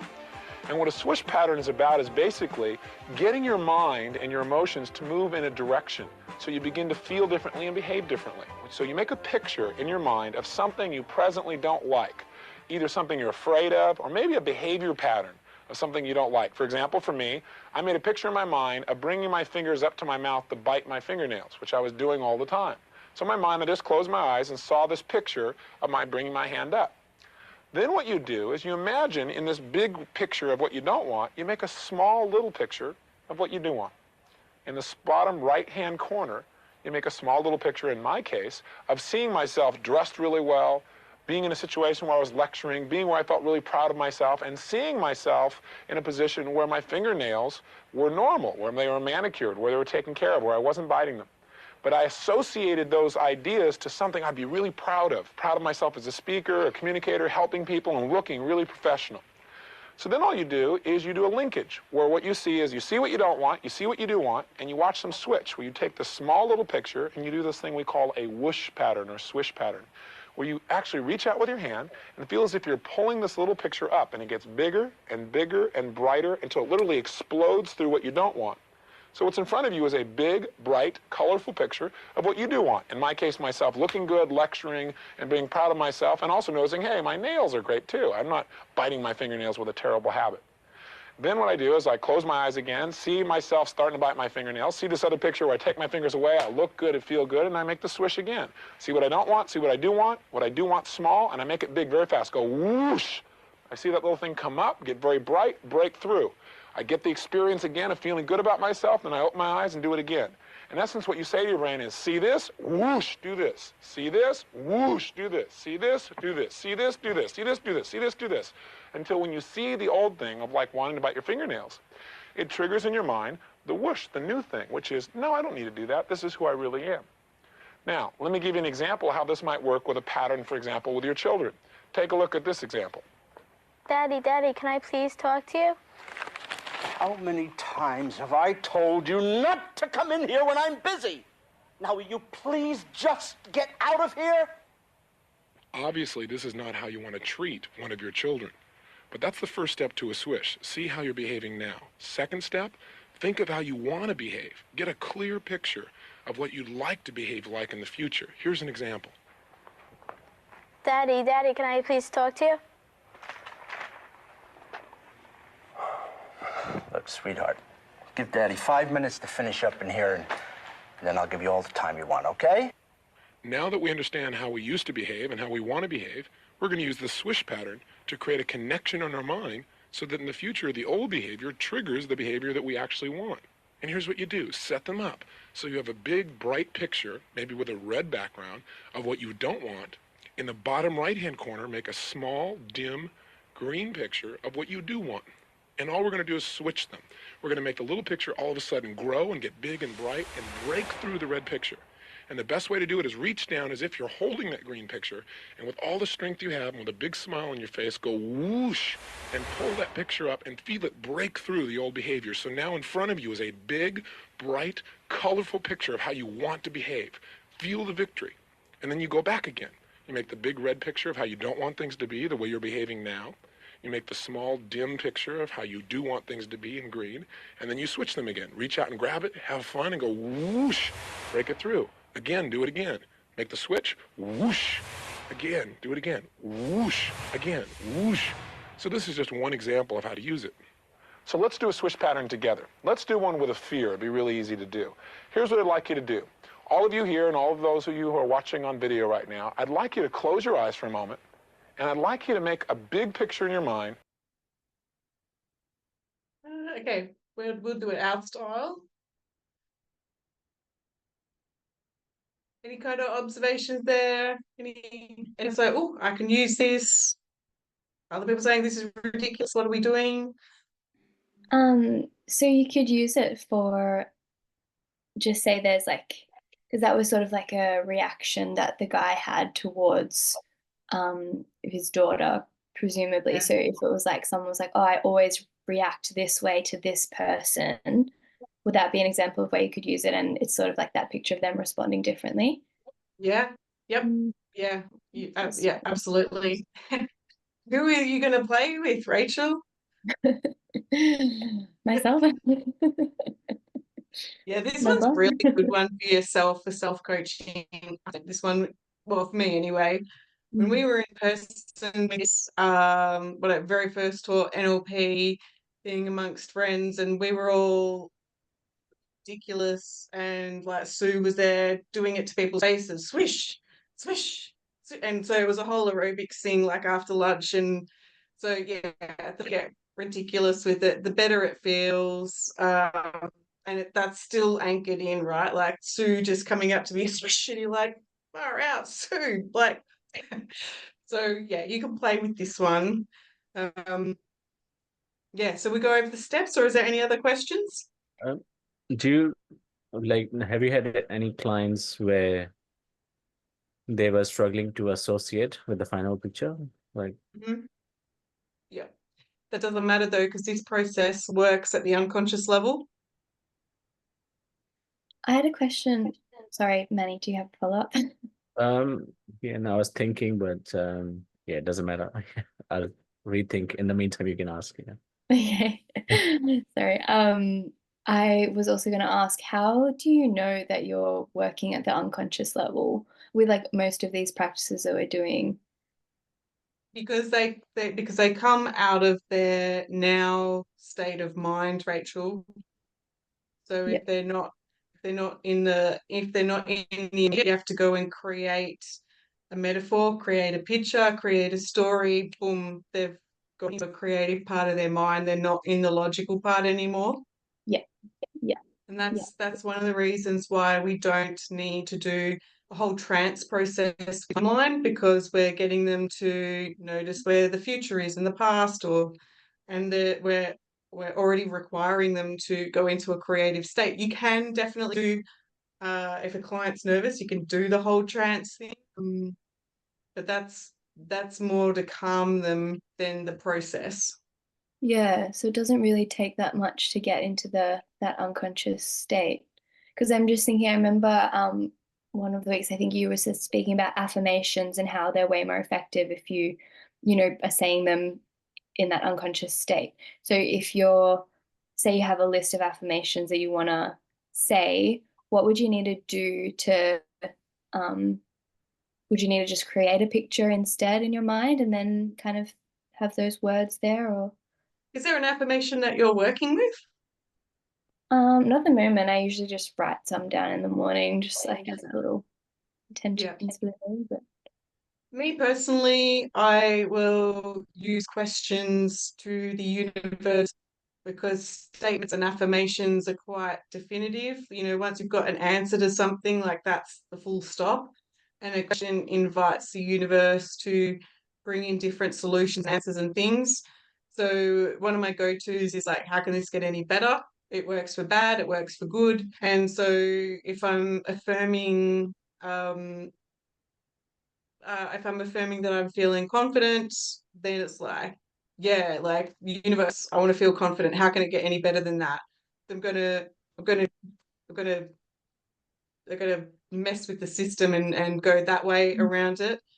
But if there's a client who's having trouble with confidence and they're trying to affirm, they're going to get quite agitated that affirmation's not working for them, and that's where you got to do timeline on where they dialed down their confidence when they decided confidence wasn't an option for them. So that's the way that you get permanent decades worth of results rather than pushing to make it work or pushing to be confident. That's being answered, but any other questions on that, or does that make sense? Or yeah, no, I think that makes sense. I'm just trying to think how I use affirmations, and I think it really is at that like real conscious level of like, okay, today I'm choosing to have good thoughts and I'm choosing to do this, and then it's like kind of sets up my day with that awareness. But I suppose it is just I'm holding on to it consciously, and then it's like by the end of the day I've forgotten what they all were, kind of thing. So yeah, no, I think that for my playing semantics, so like a decision, I'm choosing to have that versus making a statement that I'm something that I believe that I'm not. I'm choosing I'm choosing to look for the good in people versus I can't think of the opposite, but yeah, there's almost like a declaration, I suppose, rather than an affirmation. Like I'm declaring that this is how I'm gonna go about my day or something like that. Yeah, and then the choices, as you said, give you freedom. Choices, if you think about somebody who's stuck, suffering, abusive, relative, alcoholic, they're stuck, and giving them the freedom to choose is one step out of the concrete. So choice is always saying there, like I choose to have a good day, I choose to make good decisions. That's getting you to move in a direction that's with your truth. It works. Yeah, thank you. Sorry, I went off on a bit of a tangent then, but thank you. I appreciate that. Manny, did the next question come up or not so much? Not so much. It was regarding the associated and disassociated, because She it picked said, up on that really quickly, huh? sorry. Are you reading that from the script? Because I'm like, I don't even know if I heard Dr. Heidi say those words. No, she didn't. No. But yeah, what was the question? Yeah, it was question was like the script says it is important to be disassociated at the start from the outcome you design. But what if they are associated, or it doesn't matter? Like those states matter? Like if they Yeah, they matter. They matter. I'll go over it because that's a really, really good question. It can be quite detailed to answer. So I'll illustrate it for you. Okay. Now, before we go too much further, the next one, make sure, or maybe I have a slide for it, is if somebody's overeating, binge eating or something, some people may assume that the compelling picture is like going to the gym, being healthy. That may not work for somebody who's binge eating at 3 a.m. It may not be congruent and ecological to go to the gym at 3 a.m. So you don't want to do a swish on like the extreme opposite. You want to make sure you do a swish. It is somebody who's just naturally feeling good about themselves more than like the binge eating one, like binge eating versus going to the gym. You want to make sure it's more neutral and you'll get better results that way. So let's have a look at the steps and then we'll do it all together. Claire, can I just ask one quick question? Yeah. Does this work if it's a like more of a subconscious habit or pattern? As in, if I always wake up after 4 hours of sleep, right, which has been going on forever, and so I'm not really sure, is it a biological thing? Is it part of my menopause? Is it hormonal? Is it, or has it become such a subconscious pattern or habit? Would something like this work? My intuition is saying, and there'd probably be other people who are more expert at that. Does anyone have the body clock on what organs are coming on board at 4 a.m? It's not intestine, it's something else. No, it's not time wise, like a meridian stuff. It's not like that. It's literally if I went to bed at 8 p.m.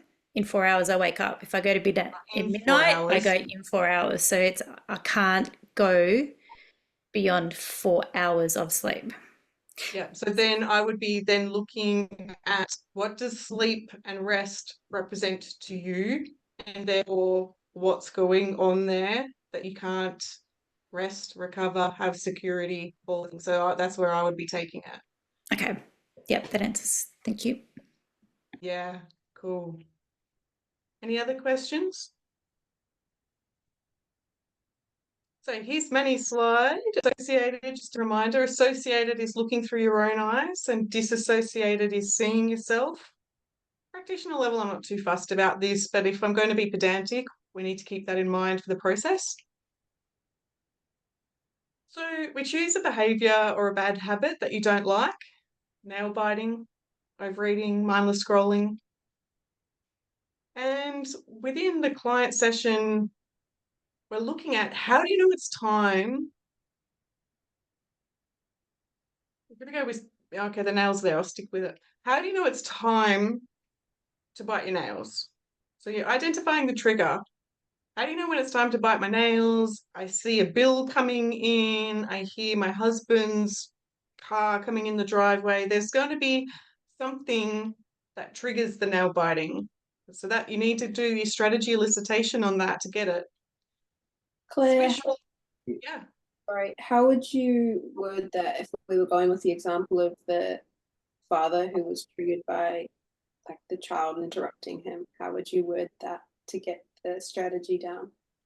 Yeah, he had an issue people taking up his time. So I would be looking at, I mean, the questions are about, but I would be having what does he say to himself when people are interrupting him? That goes from calm, productive to someone's interrupted me, like it's a flare up. Anyone else? I just have another question, sorry, going back a step.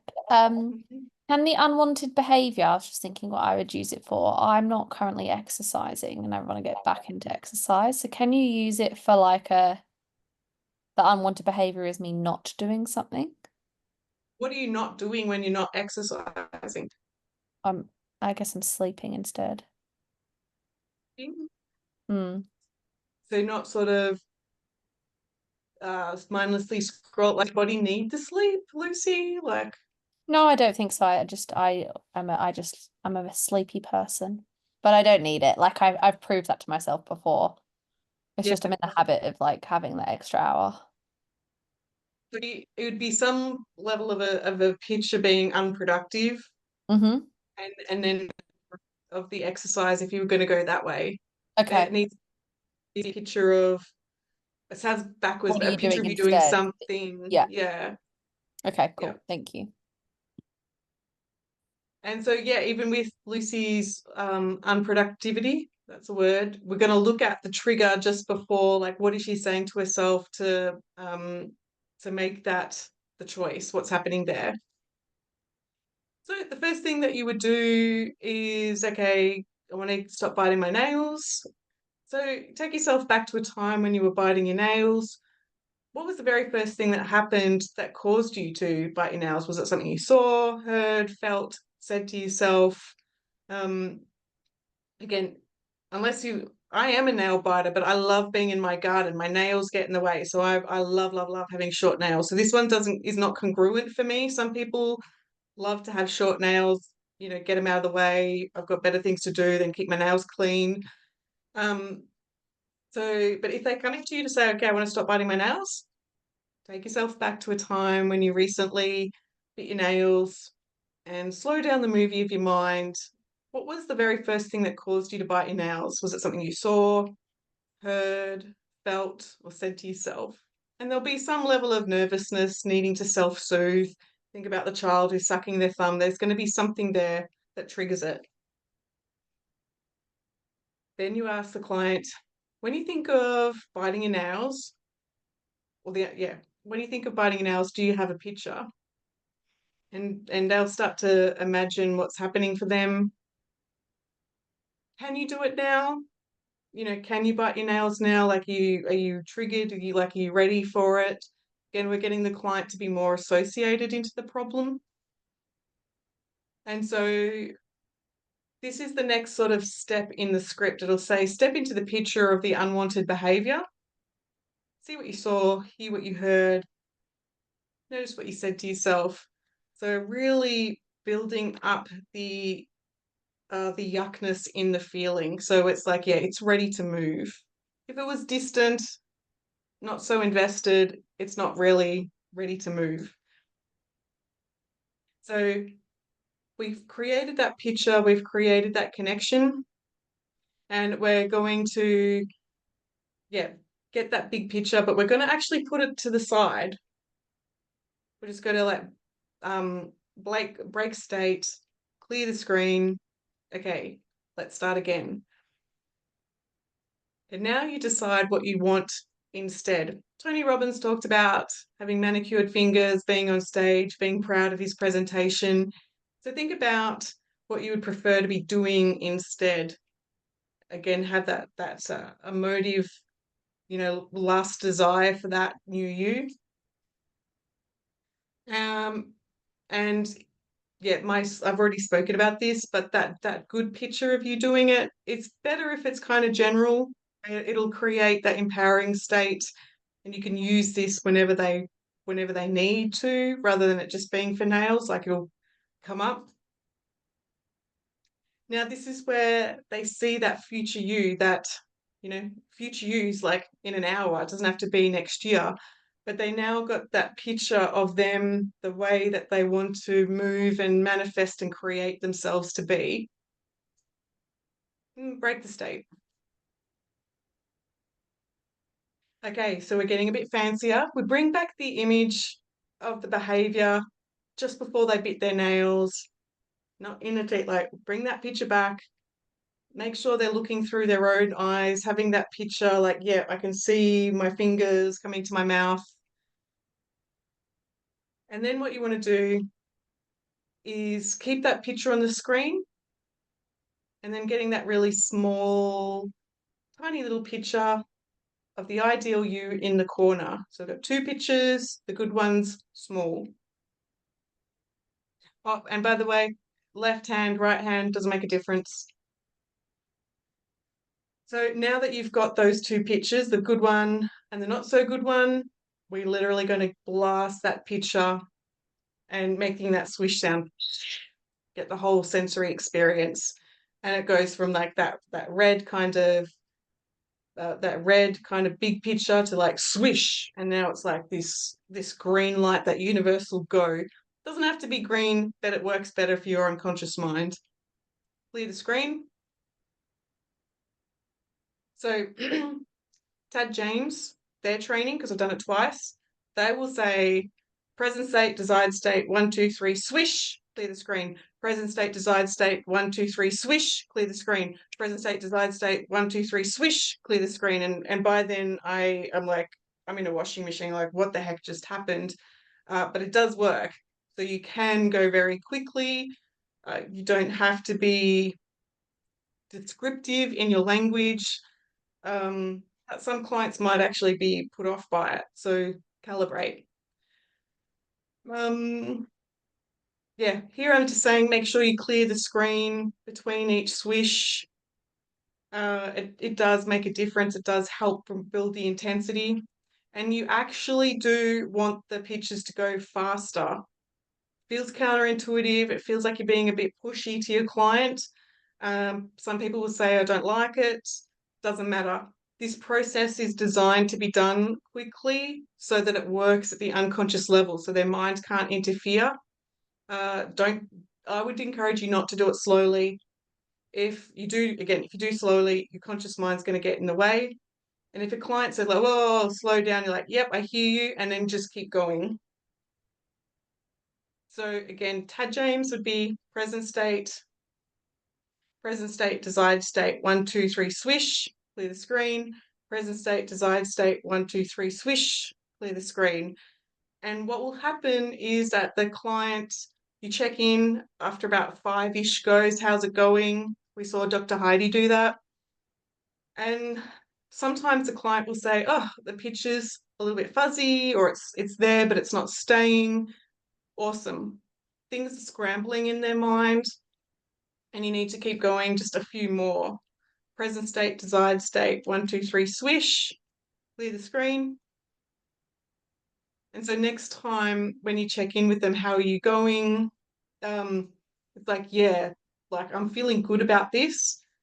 And like we saw Dr. Heidi do, you just say, okay, so next time when you think you might want to do the old behavior, what do you think you'd be doing instead? And they may even get that swishing motion and be like, oh yeah, no, I'm feeling good. I'm feeling quite satisfied. So they may even have healing amnesia from that quick process. Okay. Thank you for letting me do that quite quickly. Is there any questions? Yeah, I have a question, Claire. The clear the screen terminology, are you using that with a client? Like they can understand what that would mean? Does that matter? Yeah, is there a different way you would put it? I don't know, I'd have to really think about it. Yeah, like most people are either on their phones, they know screens, wipe the whiteboard, but it's pretty universal these days to like, okay, clear the screen. What it does is it just makes it just sort of jolt it definitely. If you don't do it, motion of it will still work. Okay. Yep. Any options? So the way that Heidi did it, she like kept the present state and just kind of overlapped it with the desired. Is that potential to create a loop between those two states? Is that what you're saying with the blanking the screen instead? Yeah. So this is where the Tad James training is very, very strong, and you must follow the steps, and their steps are all the steps. And you can see Dr. Heidi that she's calibrated the client that this person follows no matter what. You can see that she was mirroring and doing all these. So you could typically skip a few steps. That client was primed to do the dance with her. So yeah. Yeah. Cool. Anyone else? No? Okay, so we're going to attempt to do this together rather than doing any breakout rooms. If we could all think of something that we want to kind of maybe stop doing, stop biting your nails, something simple. This is a group, but this isn't the whole one-on-one process, just so you can feel what it feels like. And then getting in touch with something where you are generally quite happy, confident, how you want to be most of the time. You got those two pictures? Yep. And just for my ease, I'm just make sure I go over the steps properly with all the slides. So making sure that picture, whether it's biting the nails or whatever it is, mindlessly scrolling, binge eating, I just want you to take yourself back in your mind to a picture just before you did the thing. So taking yourself back to a moment where you were triggered, see what you saw, hear what you heard, notice what you said to yourself just before you did that thing.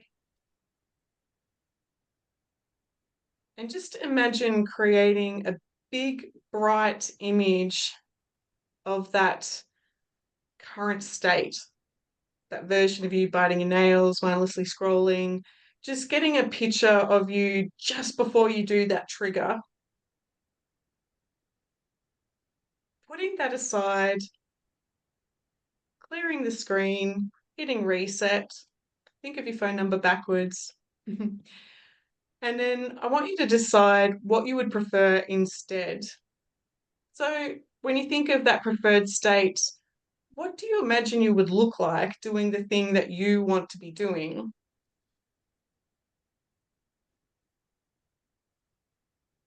Now that you've got that picture of that ideal you, seeing yourself in that picture, like, yes, I want more of this, time to clear the screen, putting that aside, thinking of your phone number backwards.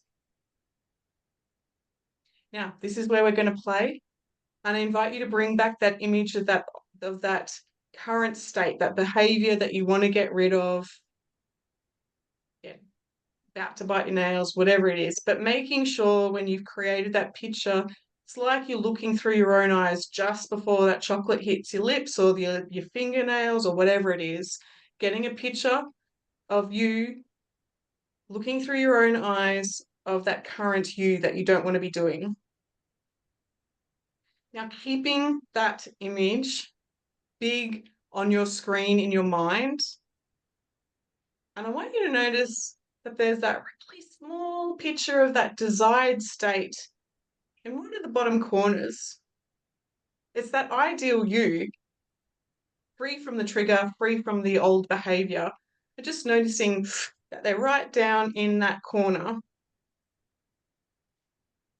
So in a moment, not now, when you hear the word swish, I want you to notice that that little picture becomes all too consuming and it just swishes so big that it overrides the old way. And it's just like that desired you just explodes and blasts up with that sound of that swish. So with that in mind, I want you to clear the screen, cleansing breath, bringing up that version of you doing the thing that you don't want to be doing, getting in touch with that little version, that little picture, the desired state, the way you want to be, and getting ready for this because things are going to shift, they're going to change for you to really have that desired state be your truth. So a big picture, the old problem way, the present state, noticing there's that little picture, and then on 1, 2, 3, swish, getting that desired state up, making it big, making it bold, making it vivid. And now clear the screen, noticing there's that present state, the desired state in the bottom corner. And on 1, 2, 3, swish, and getting that picture of you doing what you want to do, really big, really bold. And then clear the screen. And again, going really fast now, getting that present state, the old behavior, the little picture, and on 1, 2, 3, swish, clear the screen, that present state, the new state, and on 1, 2, 3, swish, clear the screen, that present state, the desired state, the way you want to be, and ready on 1, 2, 3, swish, and then clear the screen. And now checking in on that picture of that desired state of how you want to be, and then going in for a little bit more here. I want you to notice there's that present state, the desired state in that bottom corner, and then 1, 2, 3, swish. Clear the screen, present state, desired state, 1, 2, 3, swish. Present state, desired state, 1, 2, 3, swish. Clear the screen, present state, desired state, 1, 2, 3, swish, and feeling that beautiful desired state just be completely you, getting your unconscious mind to lock that into place. And then opening your eyes to a whole new you.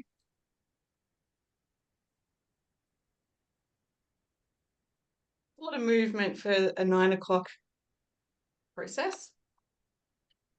Anyone want to, we could have kept going, we could have done it for another few minutes, but anyone want to share what they noticed, how their body responded? I want to wake up at 4 in the morning and go to the gym.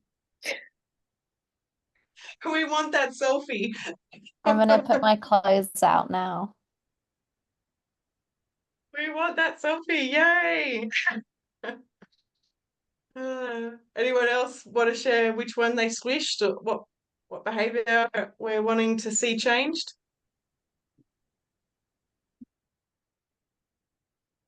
I really struggled with this one. I couldn't work out what I wanted to change. And then it was sort of like, well, I want to not hold back, like speak up, and because there's nothing wrong with speaking and just speaking my truth. So then visualizing myself speaking my truth, my whole body was completely different. Like it was more relaxed. I said what I had to say and I got on with it rather than holding on and just having that. So yeah. That'll be interesting what that does then for your TMJ. Say that again, you cut out. That'll be interesting how your body responds with your tight jaw. Yeah, I thought about that too throughout the whole thing. I'm like, is this, do I do this? Like, but I do that mainly through the night, and I don't know when I'm doing it unless I think about it and then I'm doing it. So that was a bit, yeah. So that's, interesting.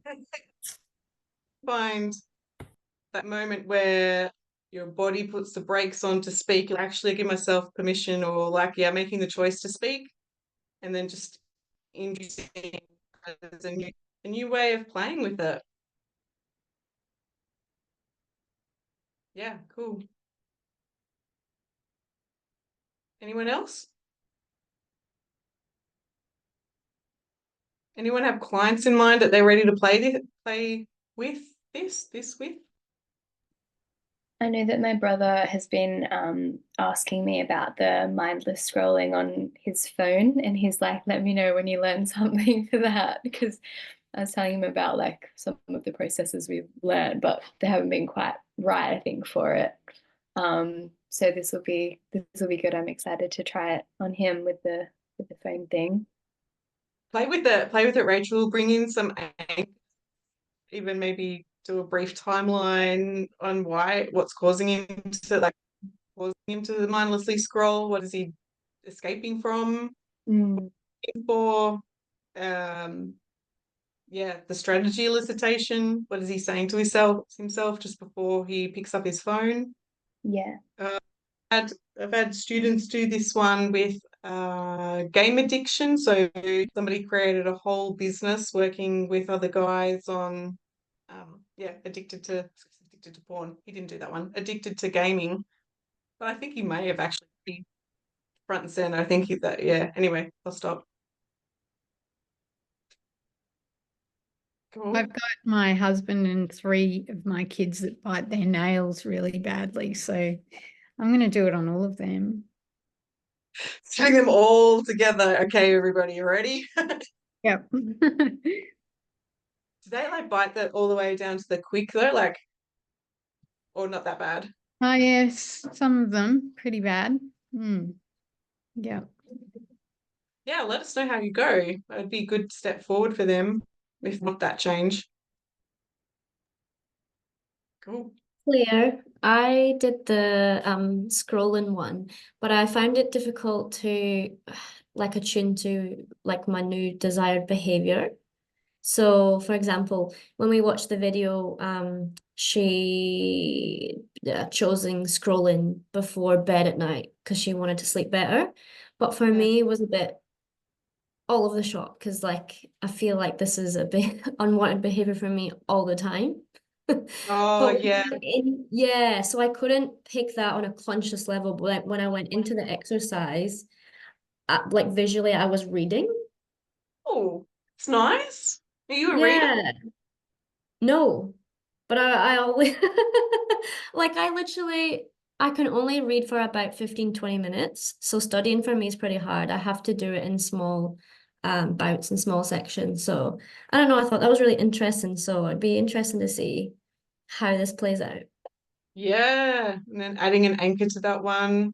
Yeah. Yeah. Oh, fun. Can I just share there, Shell? I did that exact same thing. I did the scrolling. Yeah. And I visualized like replacing it with reading because that would be more like useful to me. And yeah, so it's exactly what I did. Oh, that's cool. That's really interesting synchrony. Reading too. I was reading in mine, but I wasn't doing the mindless scroll. I have a bad habit of like watching something to fall asleep. So I was visualizing reading instead. So see how we go tonight. Oh, food. Wow, nice. Well, I'll share. There's a couple of, bear with me because I did the replay. So Maddie, the associated, the disassociated, you can feel the process, right? Like it's all just happening. Who knows if you're associated or disassociated? The reason why you do that is it's a lot more compelling if the person is, associated or disassociated in the right spots. I don't think it matters. I think the swish is enough to make anyone's brain scramble. Interestingly, I did that automatically. Oh, did you? You could tell it, like you could hold the difference, like. Yeah, I didn't mean to, but when I was at the gym, I saw myself at the gym rather than when I was snoozing my alarm, I just saw my phone pressing the snooze button. Oh wow. That I can't remember your scores with the visual side of things, Lucy. It's not me. My NLP book is out of reach. But I can't. Do you remember like how visual you were? My second one, kinesthetic, was my first. Okay, that's interesting. Yeah. Yeah, for me being really visual, the pictures sort of scramble. I like, okay, I just want the feeling of it. So it's different. The switch, when you're doing it with yourself, I definitely do this with manifesting. I actually will do this in a process with the client, but it's more in a trance state.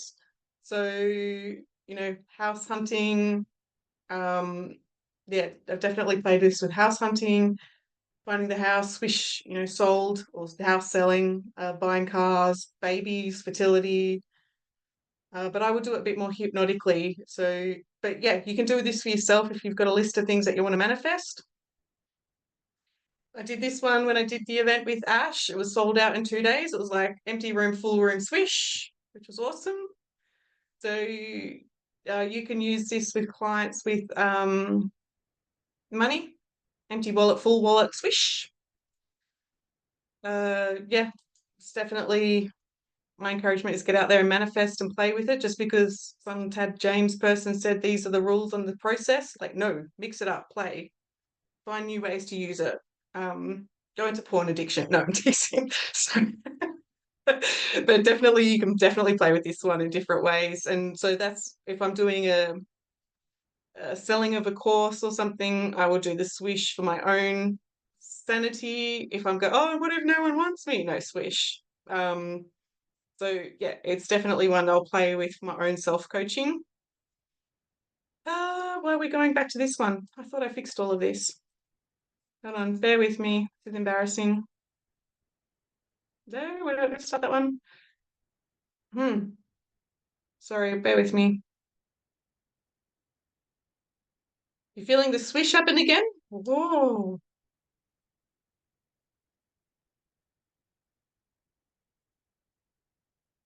Come on, replay. This is weird how it's done this. Yes, okay.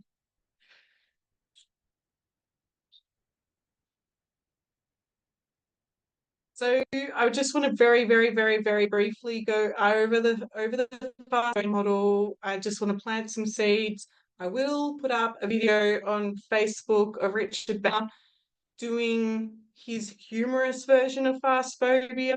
Richard said that when the movie Jaws came out, he made a lot of money from fast phobia to help people with their fear of going in the ocean. And he has his own, from there, he has his own style of playing with the fast phobia for negative emotions, limiting emotions. So I won't play it in class, but I'll put it there, have a laugh, a giggle at how ridiculous Richard is. I still giggle at that. There was something that came up and it's just gone. Phobia, Richard. That's gone. So, Elise, are you still okay to be the demo next week for the dogs? Yes. Okay. Okay. I want you to keep in mind that it is a demo, like a whole personalized session would be a kind of angle. There's things that I need to demonstrate that you may not need. So it'll just be icing on the cake. So we'll set the intent for it to definitely make a shift, and yeah, we'll play with. So your phobic response, I don't want you to go into it, especially this hour at the night, but it is just all kind of dogs, or is it a breed of dogs, or It's larger dogs, like, yeah, they don't even have to be super big, but larger dogs. okay. And even just on a TV screen, or like it has to be in person? Say that again. Yeah, does if you saw a dog show or a dog on TV, would you still have that response? No, it's just in person, like when I'm right there. Cool. Okay, so I'll demonstrate fast phobia model. It keeps coming in like this fleeting, like, oh, that point, but it's not landing. So we'll do the fast phobia model with Elise. I will also be demonstrating the strategy scrambler, phobia, strategy scrambler, all the things. So it's a lot of information coming your way next week. Then what will happen is the week after, I'll get you to pair up and go through it with Buddy. I don't expect everybody to be doing phobias, but just to imagine a fear of spiders or feathers or whatever, go through the script more than solving a phobia. So that's the plan for the next few weeks. Is there anybody else in the room that has a phobia? Because I need to know because of the slides. Do not want to put you on the spot. Did you say phobias, Claire? Yeah. I'm afraid of bees and wasps. Oh, okay. I don't think I have bees in my slides, which is good. So yeah, you won't be running out the room. It's more, it's like anyone who gets it's more paired up with person, I just run away, but yeah, it's totally fine on slides. anyone who gets paired up with Shell will be ready to work on bees and wasps. Will be meeting. Woohoo! Very, very briefly show you what's to come. Planting that seed. Went back to that Richard Bandler video. I will put it up. No, okay, sorry. Thinking about the way a belief is formed. Something happens and they, cause and effect. This happens, so it equals that. So going up high, something in the past has happened, mum's like, so going up high, level of fear, and then a phobia or a fear gets created. And what we're doing is we're collapsing the neural networks on how that circuit is wired. We're going to change the phobia strategy at the unconscious level so that the client's got the remote control, holding the steering wheel of life, so they feel more in control about how they respond to things. So in their neural pathways, instead of saying, I see a spider, it's a threat, phobia, it now says, I see a spider, that's a bit interesting. I don't like it, but I'm not going to freak out. So I'm more in charge of my reality. Yes, that's our aim, is to change the meaning. I know David, when he did a needle phobia with someone, take you off the, people are idiots. They really are. David did a needle phobia with someone, and then they found the most horrific movie they could find with needles, and then came back to David and said it didn't work. And he's like, you think? So had to set things up again. There was now phobia over phobia.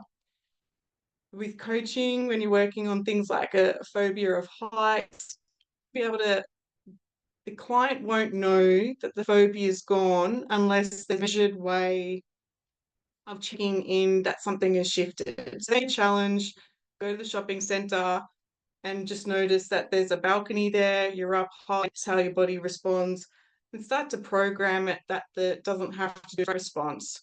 So when you're coaching people, just make sure that you don't skip that step that David did, and make sure there's tasking afterwards that is empowering. Like, David, you're an idiot. So yeah, in place. I won't go over that next week. In the fast phobia model, very briefly, I know we're all getting tired, we use the metaphor of a cinema so that they can separate themselves from the experience. And I'll go over the script and all the things next week. But we do what's called double disassociate, and we get them to change the emotion and the structure of how their unconscious mind has recorded the event. So if they've seen that spider, mum's freaked out, now they're freaking out, we now get them to almost wear out that movie so that they can't access it anymore. A little bit like the Swish. We will set up the cinema to be able to create distance, double disassociating. And again, I'll talk about that next week. But in the fast phobia model, yeah, double disassociating, what happens is that you ask the client to walk into the cinema knowing that an old movie is going to play, and you sit in the middle row, and then we double disassociate again and we go back into the projector room. So the soul, the version of you in the projector room, is seeing you in the cinema, seeing the old story of you on the screen. This is how you work with trauma. You create distance, you create a different perspective to be able to release it. And I won't go into too much more, but playing that old movie of the old story, of the old trigger, forwards and backwards, black and white, all the submodality work, they create that sense of freedom from themselves, because we're just going to take this. So people start to create distance, see it from a different perspective, and it's incredible because this is what they use with PTSD, yeah, all the things, because somebody can get the closure that they need, that they, instead of being in that loop. Kind of making sense? Yeah. The double disassociation piece is very fascinating when you go into more of the hypnotherapy with clients with trauma and stuff. The double disassociate is one of those amazing tools in your toolkit. But any questions next week? I just want to make sure everyone's feeling safe, contained, all the things for like talking about phobias, fears. Like, it's not that bad. It's not a big thing. It's just setting it up right. Is everyone feeling comfortable about that? Yep. My favorite question. Any questions on the phobia? Cool. So yeah, we're very close to wrapping up this training. So I've got the fast phobia model, hypnosis, the Godiva's still waiting to happen somewhere, and then the certificates and everything are yours. So you can see how building up your knowledge, the submodalities, the setting up everything, like it's right, like we just keep adding to the toolkit. It's incredible how the mind works. and how you can play with it. So Claire, the first phobia you can use if a client experienced like some kind of, say, accident. Yeah. Car accidents, rape, murder, trauma, environmental fires, floods, anything that would create Yeah. loop. Yeah, and so thinking I had to do this process with someone a couple of days ago in an absolute state of panic. So instead of them being in panic PTSD kind of space, we resolved it in like about an hour instead of them doing it for months. Actually, that makes a lot of sense because I think that's what Ash used on me when I experienced a drowning in I got caught in a rip and I had no idea what a rip was. It was just a freak accident. Yes, and it was just looping for me. So she did that exercise on me. And I'm at that stage where actually I think Nicole, I was telling you as well the other day, it doesn't make me want to go like love being in the ocean, but I'm at that point where it's just like, I don't like it, but I don't fear it. Bingo, that's what we're aiming for. Yeah, awesome. So then it should be easy to resolve the B one. There you go. There should be, and then there's in the script there's all of the extra Claire fancy hypnosis-y stuff. But if you do go looking on YouTube, black and white, quite dry about the fast phobia model. You can do it dry, but there's a few more bells and whistles in my script. So bring that to class look at and Claire. Yeah. Sorry. That's all right. So with this model, it's about going to the actual event that happened and resolving the fear associated with that thing versus timeline is getting like the limiting decisions or emotions associated, and it could be any event that's caused it. And that's why you go to before maybe a really traumatic event. Is that the kind of the difference between those two? Really good question. So if we took a client, the way that works, if there has been a severe trauma problem that's happened, thinking of a friend who got caught in like a bushfire, she's on constant PTSD kind of alert of like her house being under, and so it just created all the problems. And if we had done timeline on it, like I'm approaching the session, I feel fine. Okay, this thing happened. If we did timeline on it, it would drop down into a part of her mind that would just be on replay, and timeline that it does it. It doesn't matter what kind of lessons. Okay, float up, like no, I'm under threat. Like are you kidding me? Like no. So there isn't space in the mind to get the lessons. Yeah. This one says, okay, I acknowledge the loop, and we're going to look at it so much that you don't, that you actually, like a VHS, the old tapes, like you actually make that tape in your mind break, because we're actually going to do work with, oh, thank you, Rachel. Before that thought goes, so Richard Better he studied all different psychologists, psychiatrists, how do you get phobia? A lot of that model was the, good 2-3 years sitting in the counselor's chair. What Richard did was he put an ad in the paper. Anybody who solved a phobia, I want to talk to you. I think he paid them. And what he studied what people did to resolve their phobias, which was actually the complete opposite, to go in, have a look, and then rewrite the meaning that you've put to the story. So he is quite proud to say that this particular process is modeled by people who have resolved the thing rather than the experts telling us how to resolve it, which I find incredible. I find go to a depressed person and find out how is depression. it will get you so much further ahead than, you know, I can't compare it, but so yeah, that's the piece with this one is it plays on the natural instinct. I want to play it over. I want to look for the threat. I need the closure. What's happening here? And then the movie's like, oh, okay, it's a weird feeling. Yeah, no, I think I get that. Yeah, makes sense. Yeah, did that make a difference between timeline and the fast phobia model? Yeah, Hard to understand if you haven't had that kind of trauma before, the difference the mind will do in a loop. Yeah. Yeah, and I'm just thinking, would you ever need to do both timeline? Like, when would you do timeline and this model?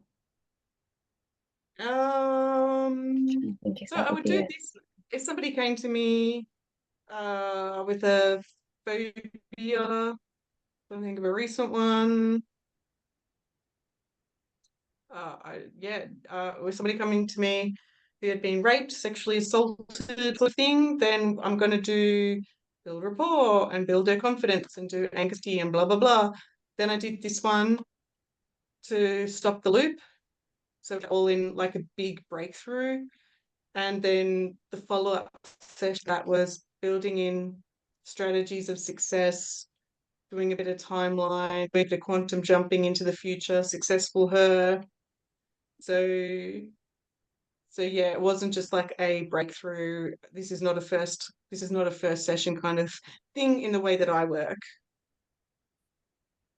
Yeah. You want to have rapport. Like, people have to have rapport with you to open up to this stuff. Totally. Yeah. Yeah. Thanks, Claire. Appreciate it. Then the next piece for everybody, I don't have any, Crystal Girl, I don't have any examples. I do you all to please bring a little crystal size of coin. I need you to bring that. We are anchoring safety into a crystal. I like to do step for anybody doing any phobia stuff. We're going to create the tools of safety before we go and look at people's greatest vulnerabilities. So that's also coming next week. If everybody can bring a crystal, we will anchor safety into a crystal, lucky coin. And if you're not a crystal person, yeah, pretty self-explanatory.